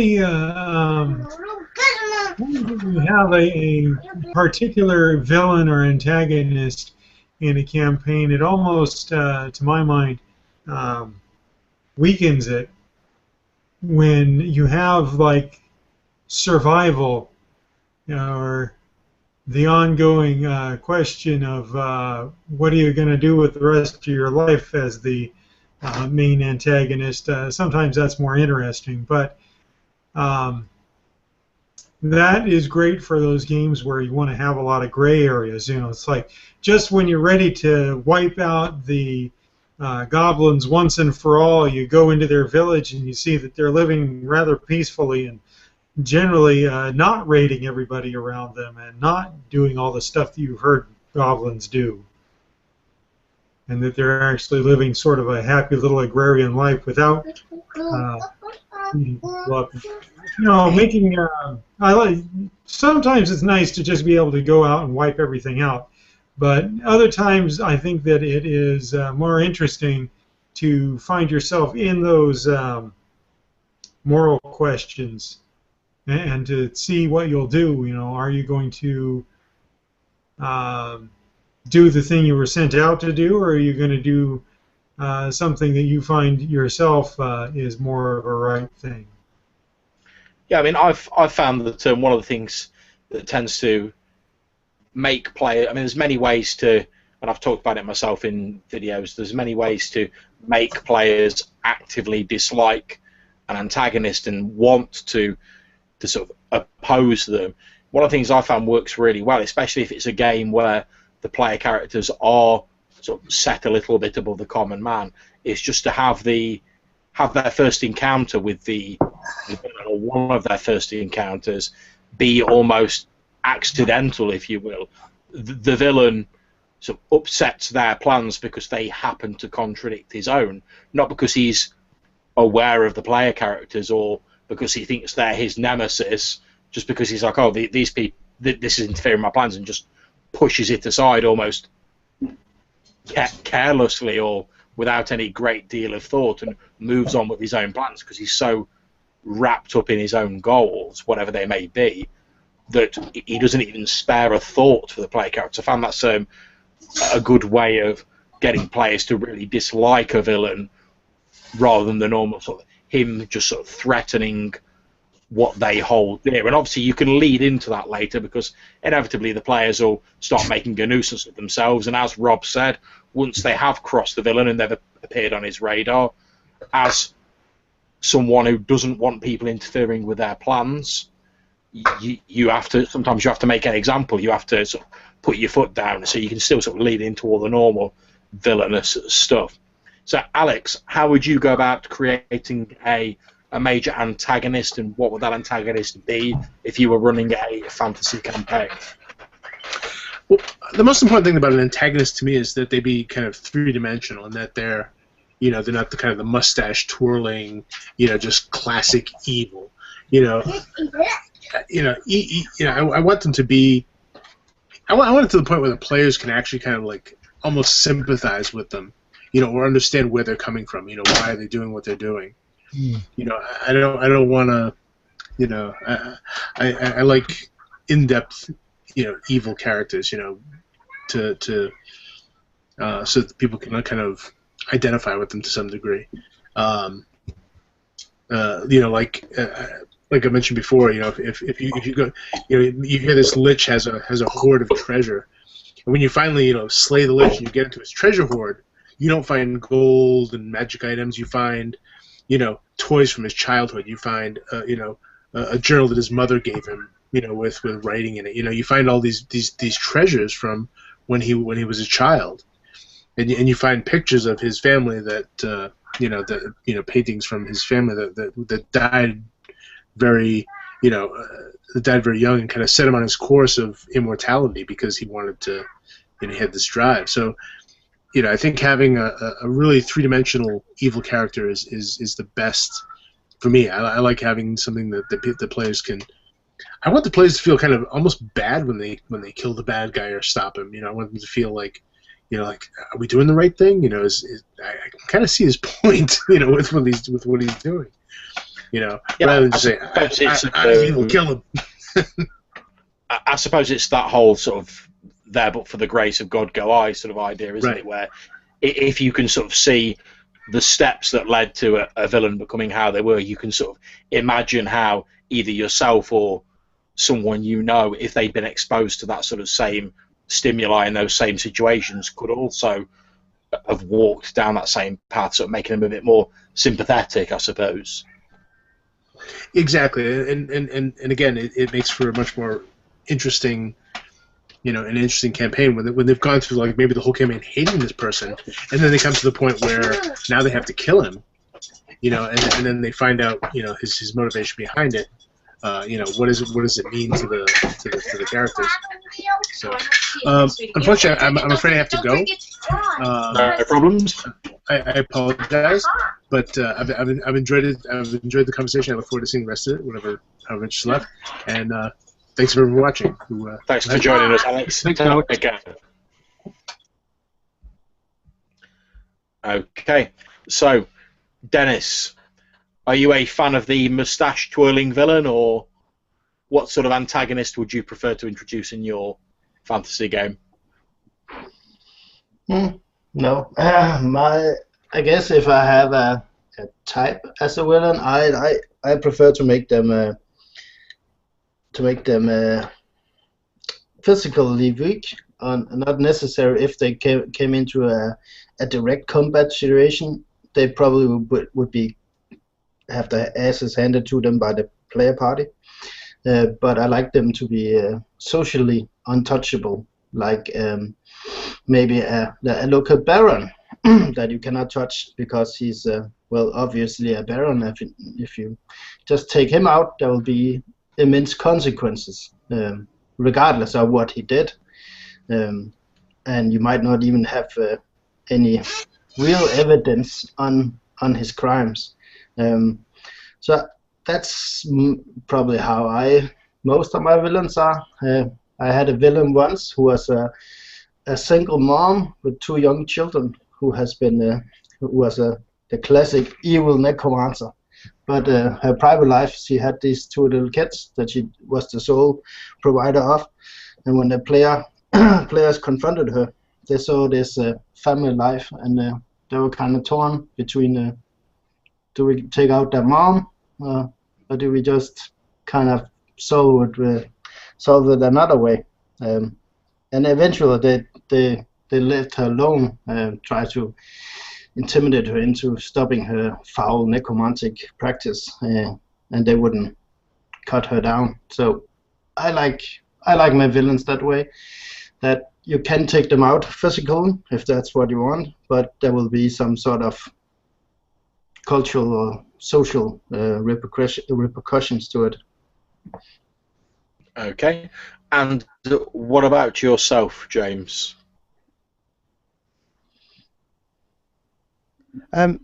Personally, I sort of like the human condition to be the antagonist, in the fact that I sort of like I like the players to be manipulated and almost sort of forced to work for the villain, but they don't know they're working for the villain. So, for example, like take the Baron idea almost. Say the Baron is trying to consolidate his powers in the area, so he's sending the players out. They think they're going out to like kill whatever, a lich or vampire or something, monstrous. But really they're actually agents of the villain, and they don't realise that he's just consolidating his power, and eventually, obviously, down the line, they will, through politics and all that, almost Emperor Palpatine, if that makes any sense. Yeah, I mean, I think again that's a very good example of sort of building a history with a villain, so that when that time comes when they do suddenly look at each other and go, "Oh, are we the bad guys?" And then they sort of have that realization, they'll dislike the villain even more because he's been pulling the wool over their eyes, and they've got that history with him rather than just some evil sorcerer who's popped up from nowhere and is sort of murdering villages with merry abandon with his foul magic. So no, I think that's a very, very good point in terms of building up that relationship with him. Okay, so we've talked about magic, we've talked about villains, we've talked about fantasy races. Does anyone have any other points that they want to bring to the table regarding elements that you think are very important for a fantasy background? I mean, I'm hoping in a minute to go on to discussing the sort of like the subgenres of fantasy, because fantasy is a very broad term. It covers an awful lot of area. But is there, just before we go on to that, does anyone have anything else that they want to throw into the ring as an element or an aspect of fantasy that they find very important in a role-playing campaign? I think that something that is overlooked often is doing things for the sake of the, forgive the term, flavor of the setting. The food, the drink, the fruit. Or do you just have apples and oranges, or do you have something kind of weird and exotic that you're collecting up to sell? We had a recent example of that on the Star Wars cartoon, they had these fruit that they were out to get, and it was sort of a joke on them, but this huge adventure happened because they were trying to rip this fruit off of the Imperials there. And well, that might be part of a plot, or just maybe the kind of thing that brings the players from being participants on a table with miniatures to smelling the fire and seeing the shadows flickering in the candlelight, and having this plate of whatever before them as they're, tired and eating their chow after a long, hard slog through a rainy afternoon from the dungeon to the inn, and they're finally in a place where they can sit and relax and be at peace. And describing those smells and those flavors and stuff. I've had some games really get kind of magical, all based on those little details.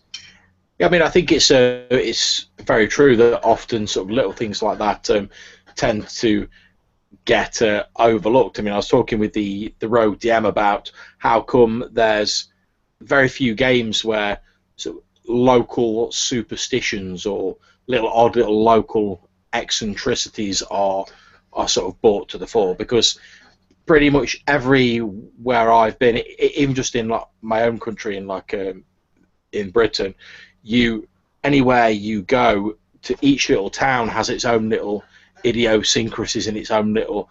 The people have their own little sort of spin on things, or their own little odd sort of habits. For instance, in the Numenera game I'm running, there's a monolith in the centre of the village, with some sort of ancient piece of tech that floats over a lake, and it's never done anything. It's just supposed to have like watched over the village since sort of like before anyone can remember it. It's seen as a sort of good luck charm. It protects the village. And I just mentioned that every time any local walks past it, they always sort of touch a finger to their eye, because it's supposed to be good luck and sort of have the monolith watch over you. And even just sort of small stuff like that, it often gets overlooked, I think, in a lot of games. But just sort of dropping in the odd mention of it here and there, and obviously not banging on about it all the time, because you wouldn't have any time to do everything else. But just dropping in a little mention of local flavour can really sort of bring an additional element to things. Yeah, I agree completely. When you're creating your world, think of how it is, the normal, the mundane, and then think of ways you can make it seem exotic, fantastical, without bringing in dragons and wizards and clerics. Just like Mike was saying, exotic fruits, strange meats, or John was saying unusual rituals, things like that. It doesn't have to be some overwhelming epic idea, just little touches to remind the player and immerse them in the fact that they're in a different world. Okay, so unless there was anything else they want to chip in on that, I'll move on to subgenres of fantasy. And there's many and varied subgenres of fantasy, because fantasy is a very sort of broad term. It covers an awful lot, from your swords and sorcery, your dark fantasy, your more sort of mythic fantasy. There's almost as many different terms for fantasy as there are fantasy novels and RPG supplements, and they all, to a certain extent, in my experience, seem to borrow from each other. So even in the sort of Conan swords of sorcery, you've got like a little bit of the mythos creeps in there with the serpent men and various other elements. Even in the sort of higher fantasy, you've got a little bit of sort of darker fantasy with the villains that sort of bleeds in there. If you were going to pick a sort of subgenre of fantasy that you most closely identify with, and let's go to Dennis first on this, what sort of how would you describe your sort of preferred subgenre of fantasy?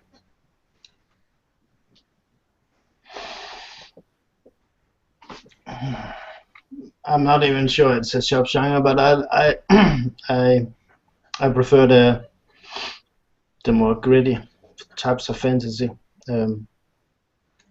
I do like Warhammer, but again, it's more it's really more the concept of Warhammer, because each time I've run Warhammer, I changed it, so it's not really Warhammer.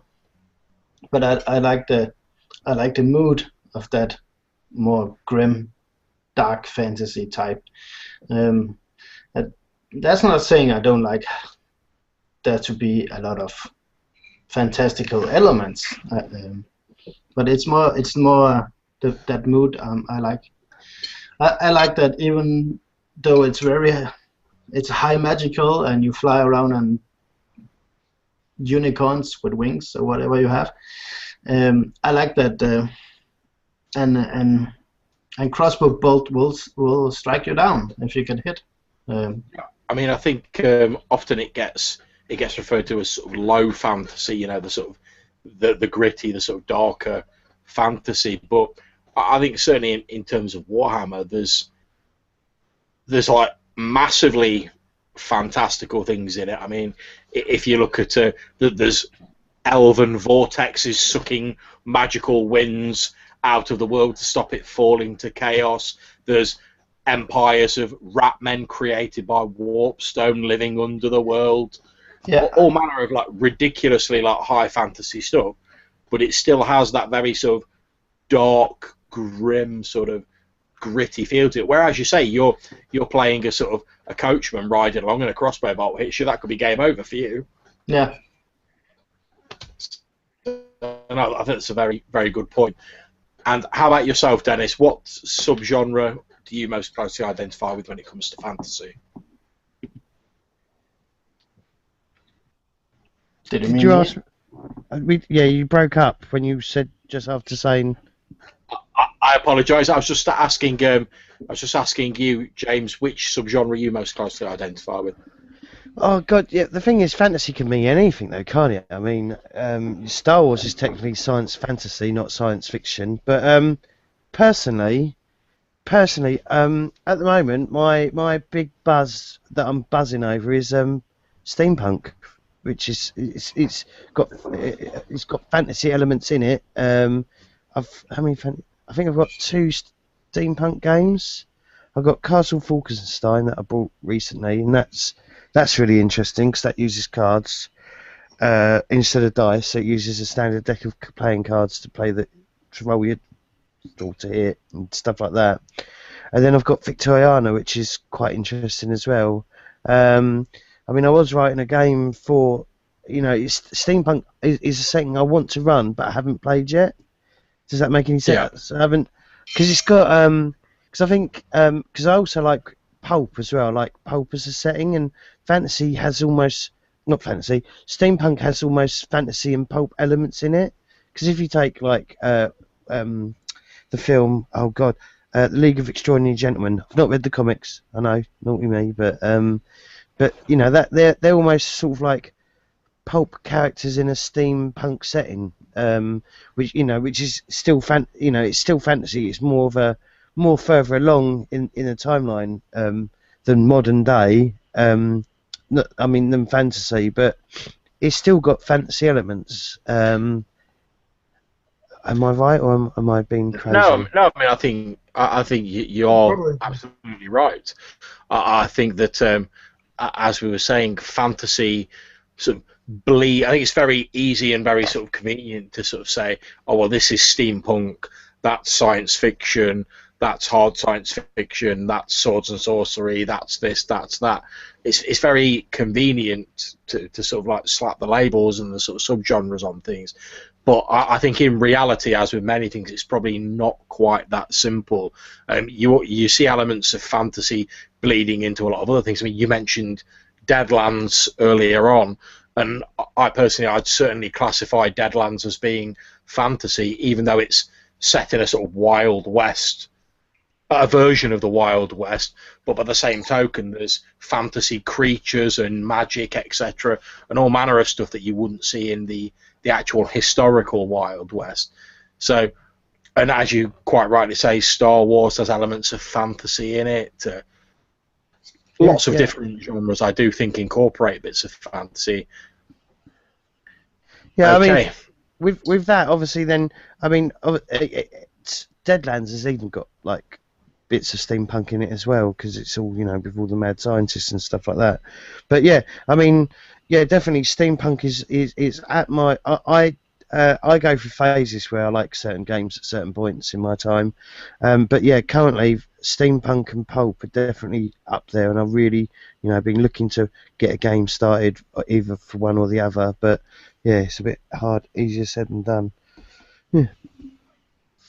Okay, so Mike, if you had which subgenre of fantasy? I know it's a bit silly me having just sort of said that the subgenres aren't as clearly defined as they might seem, but for the sake of argument, which sort of subgenre would you say that you most closely identify with when it comes to fantasy, or that you prefer to run? Well, I kind of like the middle of the road, plain vanilla fantasy. But if I was to choose subgenres, I have to look at either the post-apocalyptic fantasy, whether the world ends because of technological things and you're reduced to the technology of our forefathers trying to get by in the world again, or if you're talking about, say, magic apocalypse, and magic went crazy and destroyed everybody. There's a game out there called Desolation that goes into that. I don't have it, but it looks pretty cool. The other one I would think about would be the science fantasy space opera kind of thing, like Star Wars, which if you look at it closely, it's pretty much just a fantasy story. Kid with magic sword does good. Yeah, I mean, I think there's in terms of like the magical apocalypse, I mean, there's been various sort of attempts at that. I mean, I'm running a sort of a version of Dark Sun at the minute, which I know I spoke to Rob about when I was initially planning that, and that's very much a sort of was a standard fantasy world devastated by a huge magical battle and reduced to a sort of desolate, barren desert landscape that people really have to sort of struggle to survive in, and that gives the fantasy sort of a whole new flavour, that sort of survivalist edge to it, which not everyone's cup of tea, but it's certainly a different spin on the standard fantasy. So, Rob, what subgenre would you say that you most closely identified with? I just want to quickly say on what you just said. In one way, I liken Dark Sun to a D&D game where you give the world a fate aspect of like burnt, Anyway, I guess my answer is probably closer to Mike's in that it's a vanilla kind of fantasy. It's a little bit Tolkien-esque, but it's toned down. So, in other words, for most of the population, 60-70% of the population, they will never encounter anything fantastical in their lives. They just have an ordinary, typical, mundane type of life. A person could live as a farmer their whole life, never see a dragon, never see an ogre, never see a fireball spell going off, that kind of thing. So that when it does happen, it's more special, and those instances stand out. They're more remarkable, they're more memorable, they're more noteworthy. So I guess I have a very grounded world that has a bunch of powerful or fantastical elements in it. No, I mean, I can certainly see the appeal of the sort of, for want of a better term, vanilla fantasy. I mean, I'm a big fan myself. I think that if it didn't speak to us in some way, as we were saying about sort of the more sort of common archetypes and stereotypes, where if they didn't have some power to speak to us in some way, then they wouldn't have been as well used as they obviously are. I mean, I'm playing in the Rogue DM's Advanced Fighting Fantasy campaign at the minute, and Advanced Fighting Fantasy is very, very similar to the sort of the vanilla fantasy. I mean, a lot of it went on to like influence Games Workshop fantasy and various stuff like that, but it's all sort of come from the same sort of Tolkien-esque roots. But I think it's absolutely brilliant, and I love playing games that vary widely from those sort of vanilla fantasy roots.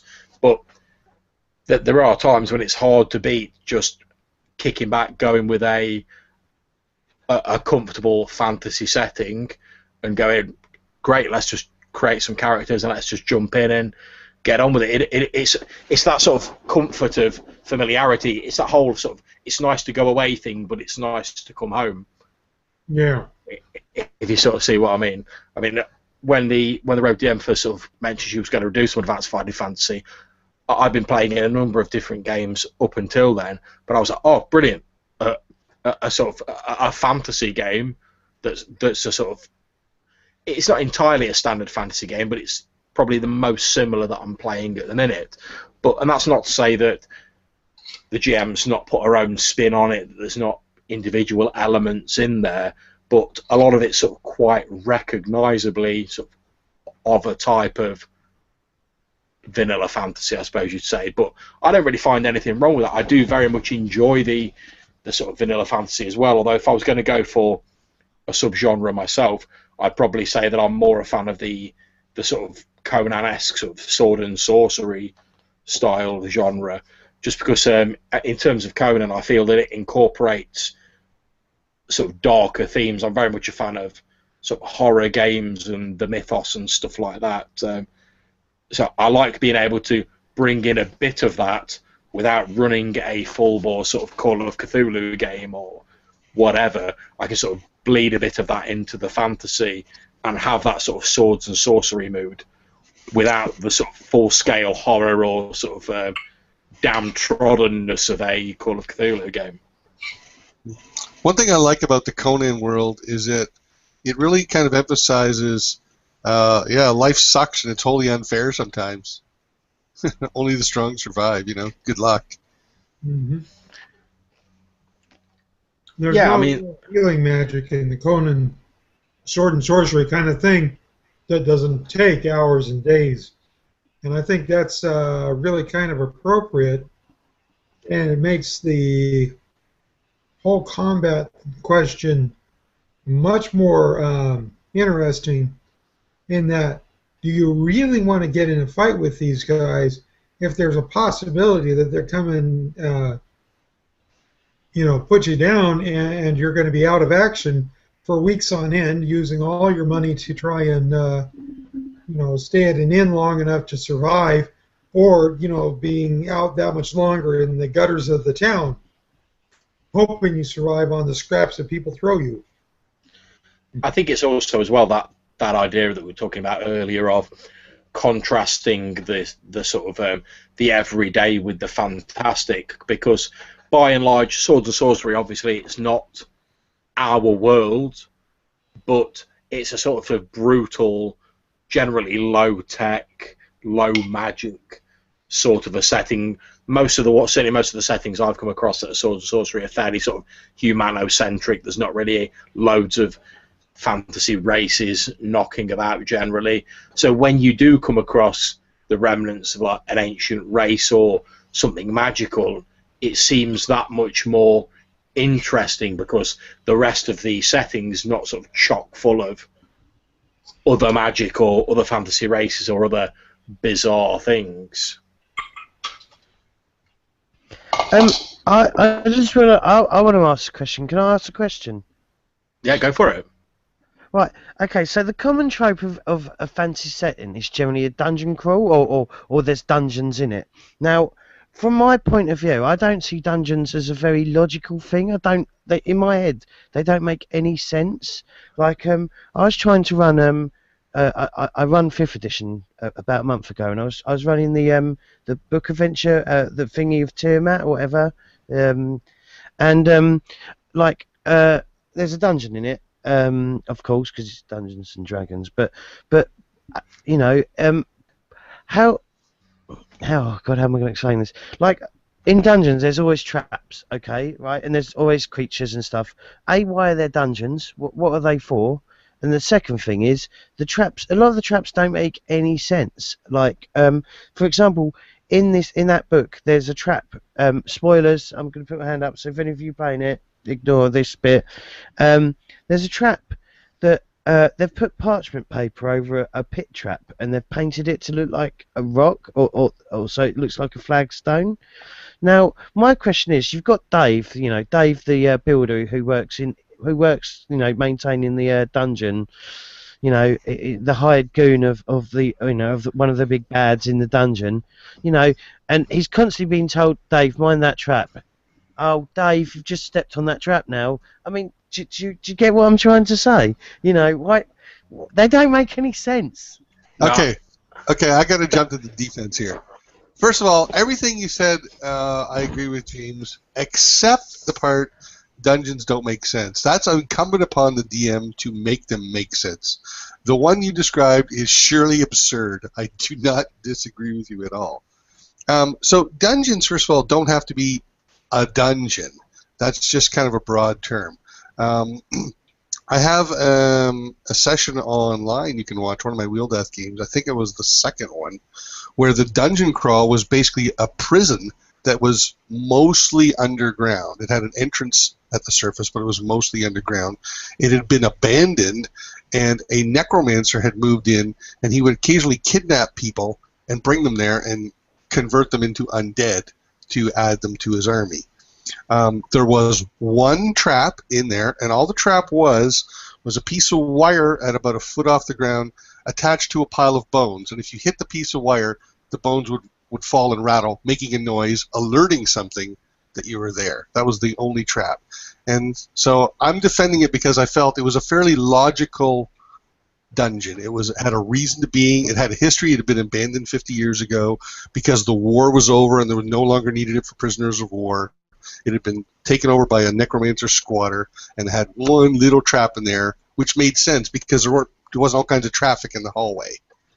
I do think dungeon traps get a bit of a bad rep, and I agree. It's down to the GM to sort of make them appropriate for the setting. I mean, I played in a friend ran an Eberron game where the idea was a sort of Stargate-esque style where we'd been sent from a low magic sort of D&D world to a higher magic D&D world through a portal. We were like the advanced guard, and we came across an old mansion that we eventually worked out had once belonged to 3 powerful sorcerers, and they'd effectively had like a sort of a magical firing range or sort of test laboratory in the cellars underneath their house. And we were walking along these corridors, and we got to what looked like, for all the world, like a big lift shaft with no lift in it. And we sort of stood there for a bit, and we were like, "Well, that's weird. What, there's like no stairs or ladders or anything going up and down these levels." And the GM's response was, "Well, they're wizards. They would have used magic to fly up and down, and yet that's absolutely fine. As a wizard who's very powerful, you can cast a flight spell, whatever. But if you're already like chiseling out that sort of ground, is it not easier just to go, build a bob, stick some stairs in while you're at it, and save yourself the effort to cast in the spell all the time?" I agree that most dungeons that you get from the modules and such, they make absolutely no sense, other than they are made to be fun to play, almost like a computer game. And in that regard, I guess they have their role. In Earthdawn, they had dungeons, although they called them cairns or cairns, however you pronounce it, which were basically like they had the scourge where the world was ending due to a magical catastrophe. So they built these shelters underground, and they lived in those for many centuries. And then the scourge was over, and they came up to the surface again. But still, these dungeons are still there, and some of them have not been opened, so they are still whatever is left inside, and some have been taken over by undeads, and some have been taken over by monsters, and what have you. So in that setting, they kind of explained it, that we want the dungeons because they can be fun, but we want them to make sense to some degree, so we came up with this reason, and I like that. In my world, I wanted crazy fun dungeons. I wanted dungeons that made no sense. I wanted dungeons that basically were death traps. So I came up with this insane ancient race that I call the architects, and basically they were incredible, powerful magicians. So powerful they never did anything physical. They had magic for everything, and they were incredible bored. So they built these death traps, these arenas where they would throw people into just to be entertained, and that's all they were. But now, many millennia after, they don't make sense because it's literally death traps on the ground. But in my head, they make sense because I knew at least my reason for them being there. But I will agree that most dungeons that you get out of a module, they make no sense. Like that trap with the parchment. That's, I mean, Builder Bob must be so furious at his contractors. He's had his legs broken 4 times and repaired. Yeah. You know? Well, yeah. I believe he's putting in some danger pay. Yeah. I can picture Dave or Bob or whatever his name, or Builder Bob and Dave the painter, going and replacing that parchment every time somebody falls through it. I think it's important in the case again? God damn it! Like that. Yeah, in the case of pit trap or something like that, have like maybe the rotting wood remnants of stairs that were put in the sides there, that are gone, and that might be the handholds for the guys to get out. But one of the best reasonings for dungeons and that sort of thing to be around that I've ever seen came out in the game Hulks and Horrors, which takes the whole D&D thing and goes and puts it in the far future as the remnants of galactic civilization that has fallen before humanity ever got out into the cold dark of space. So every dungeon is like a space station or a city or something that is, has a reason to be there, and all the monsters there are the long-time descendants of this species, this galactic civilization that was destroyed by a plague that drove everything crazy and cannibal, and it's one of the best, John Barry's Hulks and Horrors, can't plug it enough because it's just that cool. It's sort of a OSR joint. But other than that, yeah, you really have to have your reason behind what these dungeons are and why they exist. But another question is, do you share the reasoning behind the dungeons with the players, or is that something that they get to discover along the way? Discover, for sure. Yeah, discover. I mean, unless they're being sent on a mission to infiltrate a place that some reason would have reason to know the interior of or something. Then, yeah. I'd probably go into discover it as well, because if you've got a big sort of setting detail like that, which, like you say, is a cool way of explaining the logic behind the dungeons in that particular setting. If the players don't stumble across it or attempt to discover it or have the opportunity to discover it, then that setting detail really, as far as they're concerned, may as well not exist. Because if they don't get any chance to see it at all, as far as they're concerned, all they'll be seeing is there are a shitload of random dungeons in this game, which, don't get me wrong, that can be absolutely fine. That can be fun, no problem at all. I'm not a big dungeon crawler myself, but I know people do enjoy them, and that's absolutely fine. But obviously, if the GMs puts up that work into coming up with that justification and that reasoning behind them, then it'd be an awful shame if the players didn't have that moment where they suddenly go, "Oh, that's why there's all those like death traps everywhere," and then they can start exploring it more actively, and you can maybe drop a few more bits of plot into it. Well, that's true, but I like in my games, I like that to be let's call them Easter eggs, something that I don't explain, I don't write down and give to the players, but they can find out if they are proactive and they start looking for answers. I won't give it to them, and I won't hand it to them on a platter, but they can find out if they want. I mean, a good example of that might be in like a Star Wars type game. If the party comes across, let's say they come across a floating ship in space of a design they don't recognize, Well, that can be just chock full of Easter eggs for them to slowly piece together what the ship was, who these people were, why it's dead in the water, so on and so forth. Yeah. Yeah, and as we've said, as we've talked about, Mike mentioned Hulks and horrors, and you were talking, Rob, there about Star Wars and how you could a science fiction setting could use a spaceship or a floating city or whatever as a dungeon. As you rightly said, they don't have to just be the sort of stereotypical, we've entered an underground dungeon. It could be the ruins of an old mansion. It could be a ship, in terms of like a sailing ship or like a galleon or something. It could be the sewers underneath a city, all of which have reason for existing.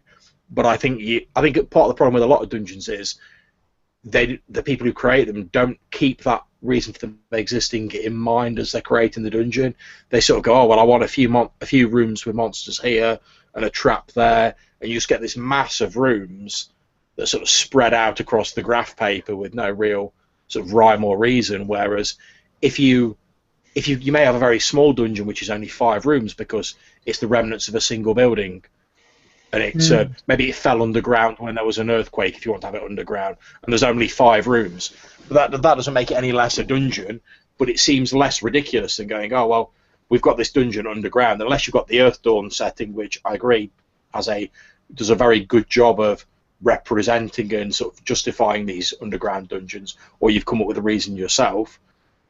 It just strains sort of credibility having these huge sprawling underground complexes, because even if there was a let's say some demented like master builder who's got nothing better to do with his time than chisel out dungeons with his horde of like builders from solid bedrock, then even if you were doing that, you'd probably have all the rooms very close together, because it would involve less effort and less pay for your men to actually make it like that in the first place. Or something, yeah. Yeah. Well, Let's not why. forget that in the real world, I mean, there are dungeons, right? Castles have dungeons, and I'm sure there are many places throughout Venice and Rome, and you could find catacombs and things like. I mean, there are real reasons. Most modern buildings have a basement, and you could have like 2 or 3 basements under some of them, and then there's the rumored bunkers that are deep below the White House or the mountains where the government Shining can hide. mountains or something. Yeah. Yeah, and hospitals have long, endless corridors that just goes on and on and on and on and on. No, you're absolutely right. There are very good real world parallels for your sort of more traditional style of dungeon, but I mean, take like the catacombs below Paris, for instance. But they have, or at least once had, very good reasons for existing in the way they do. Exactly. So yes. you could go off as a giant sprawling complex here, and it was once the sewers for a city that no longer exists, and maybe the river's dried up or whatever. And as long as you drop some sort of rationale in there that the players can come across, straight away, that, as far as I'm concerned, that sort of bumps up the level of the dungeon and sort of takes it up a level and makes it more interesting, rather than just it's very obvious when someone's just like slapped a load of rectangles down on a piece of graph paper and sort of joined them up with random corridors and then sort of scattergunned a load of traps in them. Yeah. Well, How come the orcs in room 3 weren't feasted upon by the ghouls in room 5 just down the hall? I'm just curious. Yeah. They have a pact of non-hostility. Yeah, I remember my first dungeon. Sorry, go ahead, dude. My first dungeon that I ever was a player in, and this is way back when I was a wee lad, where we would encounter a polar bear in one room, and in the next room there was a couple of swamp men, and we were like, how does the polar bear live here? Why? And this was way back. And a fire elemental, come on! But Exotic zoo. exotic zoo, yeah, exactly. A slaughter zoo. I mean, much as I've been sort of like, I'm quite a fan of the sort of advanced fighting fantasy sort of newer version there is, and I'm very much enjoying playing it. In the start of the sort of the main core book, the first thing that's in there is a dungeon, and I mean, I may have just missed a page, or perhaps my memory is getting a little bad, but I can find no rationale for why at a certain point there is like a dwarven tavern in the middle of this dungeon. Just like randomly, one of the rooms is a dwarven tavern. I've read over the page. I've read over the page about 3 times. And I'm like, 'cause originally I thought, oh, maybe like I've got a couple of pages stuck together or something, and I've like missed like another level of the dungeon where you break into a dwarven hold, because that makes sense. I think it's like those mega dungeons that were popular some years ago. I'm not sure if they're still popular, but some years ago they were all over the role-playing sphere, and I think it's one of those tropes with a mega dungeon, where suddenly you have a dwarven tavern, and you have around a corner you have a magic shop, because why not sell all the magic items you don't want to use and buy something you want to use? Video game logic, eh? Yeah, and that's when it starts to become a computer game for me, and not a role-playing game.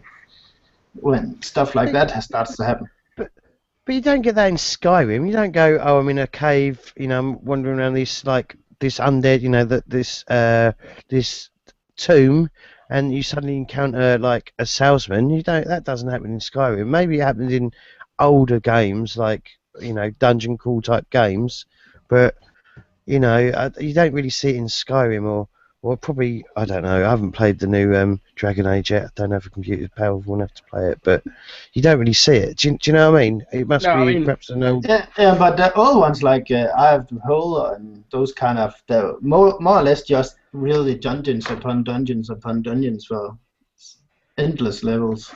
Yeah, they had that kind of stuff. I can see why. I mean, not to like thoroughly sort of cast down dungeons for like anyone who's watching who's a fan of dungeons. I'm aware it's turned into the sort of like the dungeon bashing half hour, but as we're saying, there are very good reasons that dungeons are popular, because they're a straightforward way of giving the players obvious choices, where it becomes you've reached the end of a corridor, the corridor goes left and the corridor goes right. Yeah. Whether you go left or right affects what you encounter in the dungeon. And I think if they're given a sort of logical reason for existing, or a rationale, and there's a bit of thought put into them, they can be very compelling, and they're almost little self-contained sort of mini settings, really, because if you've sort of come up with a theme for your dungeon, just to use, I don't know, let's say it's a sunken pirate ship, just for random argument, you can instantly sort of say, oh right, well, I can think about all the things there might be in a pirate ship. They've probably got a hold, there'd be a captain's cabin, there'd be crew quarters, they may have some cannons on board, there might be the remnants of whatever cargo they were carrying, there's the mast, the crow's nest, etc. All manner of stuff that you can logically put into there, and it will work absolutely fine. If you want to put a bit of spin in it, you can go, oh, well, maybe it's tipped over on its side, so how will that work with like laying out the dungeon? And you could put lots of different ideas in there to make it interesting, and that's absolutely fine. That would work perfectly well. But if you're suddenly wandering through this pirate ship, and then the next moment you come across some like Ifrit's palace, like in the middle of it, that just doesn't make any sense at all. And straight away you're back to, oh, someone's just like rolled on the old random dungeon table to come up with that. I think the takeaway point is that there's nothing wrong with dungeons per se. If it's not logical, whatever it is in your world, it's going to come off as bad. You could say that about other things too, right? Yeah. Oh yeah. I mean, well, how has this ogre been living way back in this cave for hundreds of years, and no one's noticed it? You know what I mean? Like that kind of stuff. Yeah. What does he eat or whatever? Right? As long as you have to have logic, right? You have to reason. Yeah. But dungeons can be fun. I mean, if they're done right, I suppose. But I like the dungeon in the aspect of it's a more clear-cut version of a sandbox, where you have, okay, this is a dungeon. This is a more clearly defined challenge for you to either die trying to solve or you solve it, and congratulations on that. And maybe that's my roots talking, but I still like that aspect in a role-playing game. I mean, I always see dungeons as very much being almost like a sort of flow chart where you've got sort of multiple branching decisions, and as you say, it basically, Dennis, it makes the choices very clear and very plain to the player characters. That they know that they've come to this doorway leading into a room. They can maybe try and listen at the door. They can work out what's going on. But at the end of the day, they make that decision of, do they go in there? Do they try and sneak in there? Do they just kick the door open? Do they maybe retreat back down the corridor and try somewhere else? I think it sets out a very sort of clear-cut series of choices in front of them. And there's nothing wrong with that. I think if a bit, as with any sort of adventure, and that's dungeon crawls, more sort of story-based stuff, if there's some thought put into it, it can be very enjoyable and very entertaining. Whereas if it's just sort of thrown together with a slapdash approach, as with pretty much anything, it probably won't be as consistent and won't make as much sense, and therefore might not be as much fun. Yeah. I had a. Which shows you just need, you still, even in a fantasy world, you still need logical consistencies, if you don't want to lose your players.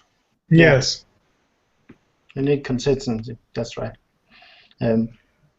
I like, back when I did dungeons. I haven't done one in many years, but back when I enjoyed the dungeon crawling. I like themed dungeons. I had one that was an ice dungeon basically, and and every monsters in it were ice themed, and there was a low temperature and all that. And when the players were introduced to the dungeon would start to melt. So they were on a timer, and if they used any kind of fire-based spells or anything, they would speed up the process. And as they were about half through it, they noticed that the dungeon was starting to fall apart because they used too much fire. So Nice. That's hilarious. That's great. Yeah, I like it. Short story TPK. yeah. The players were not too convinced of my genius. Okay, so we're getting into about the last sort of 10 minutes of the hangout, guys.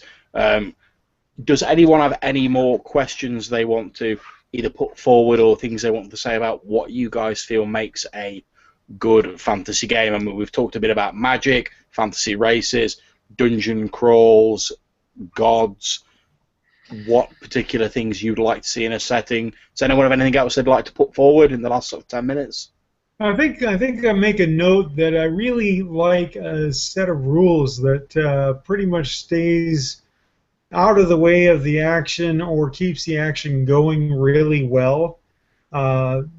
Fate, Savage Worlds, the 5th edition D&D, some of the old school stuff, all have the advantage of anything you want to do, you can do. You just throw the dice and see how it works out. And with a good GM and good people, any set of rules can get out of the way. But there are certain sets of rules that do better for it. Yeah, I mean, I think I want to echo that sentiment. I like to word it as, I want the maximum amount of crunch that doesn't get in the way. Right. Yeah, I mean, I think certainly since I've noticed it more actively since I've been doing more sort of hangout gaming, where you may only have a very sort of limited time of sort of like 3-4 hours of a session. So as you say, Rob, I certainly want as least time as I can looking up rules or having to worry about rules, so that I can get the maximum amount of time for myself and the players enjoying that role play and sort of sharing that sort of group narrative and making that sort of game fiction between us. And I know Alex said earlier that as he's got older, he's sort of preferred simpler and simpler rules. I'm certainly noticing that myself, that a lot of the games that I started with I sort of look at now, and I'm like, well, I like this, that, and the other about it, and I like the background, but I can't see myself going back and using that sort of set of rules wholesale. I don't know what you think about that, Dennis. Kind of, you were saying you prefer slightly more sort of in-depth and sort of crunchy rules earlier on. Yeah, I still like Rolemaster's standard system. So, and that's probably, it's not as crunchy as GURPS, but it's up there. Now, I've got to admit, GURPS is I own quite a lot of GURPS supplements, but it's not a game I really plan to run as it is. It's I find a lot of the sort of the historical supplements and a lot of the sort of mythological based supplements have a lot of sort of good research and are very well written in. So I've sort of bought a lot of them and I use them in other games. Like I ran a World of Darkness sort of Roman vampire game that I pretty much just took GURPS Imperial Rome and then slapped the vampire rules onto. Mm. Yeah, the GURPS line I think is very well researched, but the I was playing GURPS for probably about 10 or maybe 15 years before moving on to other things, but the crunch gets out of the way once you've got your character sheet all made up. Yeah. And that's something that's what you really need to have. Is however long it takes you to make a character, that's one thing, but when you're sitting down at the table, how often do you have to go to the rules to explain them? Okay, guys, so before we close off, I'm going to put you all a little bit on the spot, and I'll work my way through you all. I was going to say, if you were put on the spot and you had to give 5 things that you would want to include in your next and greatest role-play fantasy campaign, what would those 5 things be? And I will start with you, Rob. I'm really reluctant to answer this because I'm about to start a campaign and I don't want to give away any secrets. Well, all right, I'll amend it to non-spoilery 5 things. All right, okay. So, as I said, grounded world with magic being seen in awe by most of the populace. The really, really powerful creatures should be rare in appearance so that they're more spectacular. Let the players be fantastical in what they do. Don't try and be too simulationist and just, you know what I mean, like well, it's been 2 hours since your character's gone to the bathroom. Don't do that to me. Don't give me the freedom to be proactive. If you want me to be proactive, don't put a leash on me that's too tight.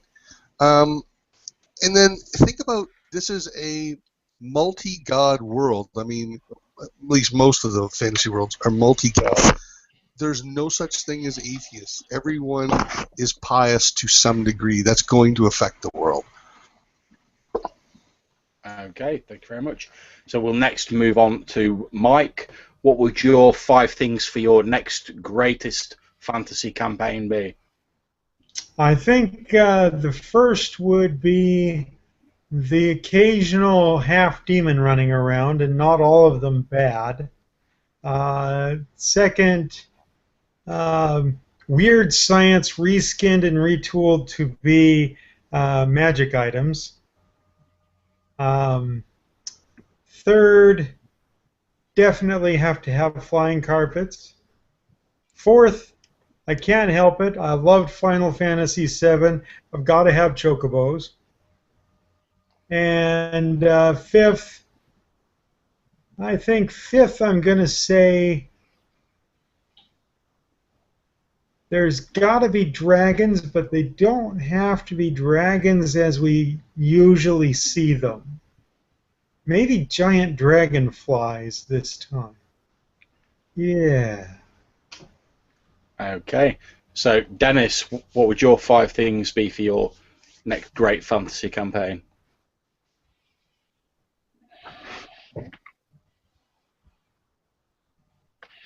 That's a good question. I think I would like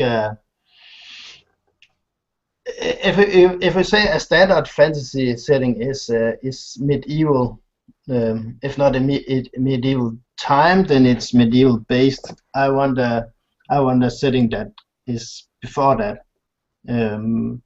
I like the sword and sandal or the sword and sorcery, but I wanted to be with elves and dwarves and humans. So I was kind of picturing a fantasy race before the humans were all over the place. So where we get to see the elves and the dwarves and the orcs and all those at the height of the civilization, not at the decline. I wanted to be highly magical, but more raw, not as defined magically. I want magic to be weird, I want it to be mysterious, and I want it to be a power that you cannot control. I know that's not 5 things, but yeah, and I want dragons too. Okay, no problems. And how about yourself, James? What would you want to include in your next greatest fantasy campaign? Grim. So it's kind of grim. City based, so it's based in just a city in general. The city is massively corrupted, so there's loads of things wrong with it. Like all the higher ups are, living well, where the poor are all like just squashed to the ground. Plenty of political intrigue, because I love political intrigue in my games. And did I say low magic? Did I say low magic? Low magic. If I haven't said it. That's absolutely fine. I think for myself, I was going to say 5 things. I'd want to do a setting that was other than the sort of the pseudo medieval sort of time period that we're used to, although probably not earlier like Dennis wanted to do. I've actually quite fancied doing a sort of Wild West sort of frontier style fantasy game ever since I ran a game of Wild Blue, which is a fate system that I know Rob and Alex played in when I ran that. One of my funnest sessions ever. Thank you very much. I quite like the whole sort of 6 shooters and sort of sorcery idea. It's something I've not seen done an awful lot, but I quite like that idea, and there's a lot of real world analogues that can be drawn on. Again, I'd also like it to be quite gritty and not sort of too high fantasy, more sort of an edge of fantasy with quite a sort of oppressive feeling to it, because I think a lot of the time it's forgotten that like frontier life was often quite grim, quite dangerous, and quite a thoroughly unpleasant experience. So a sort of warts and all sort of view of that. I think for 3, I'd definitely want to have the sort of standard fantasy races as we understand them, but I'd like to have some tribes of these fantasy races that I've put my own spin on, so we've got both a sort of comfortable level that the players can jump in on and a more sort of unique take on the setting. I'd like to see a more sort of improvisational form of magic where the players have a bit more freedom to come up with how they want their magic to affect the world, and they can be a bit more free form with it.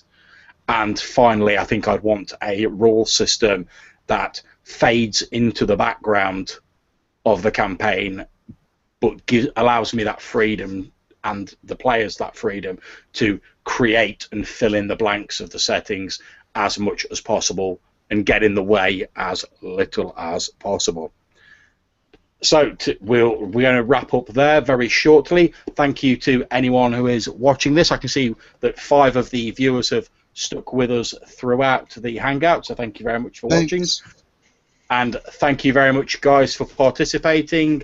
Dennis, James, Mike, Rob, and Alex, wherever he is now. It's been a great pleasure talking to you guys, and thank you very much for joining this impromptu hangout. Thanks for having us. Thanks for having us. Take care, guys.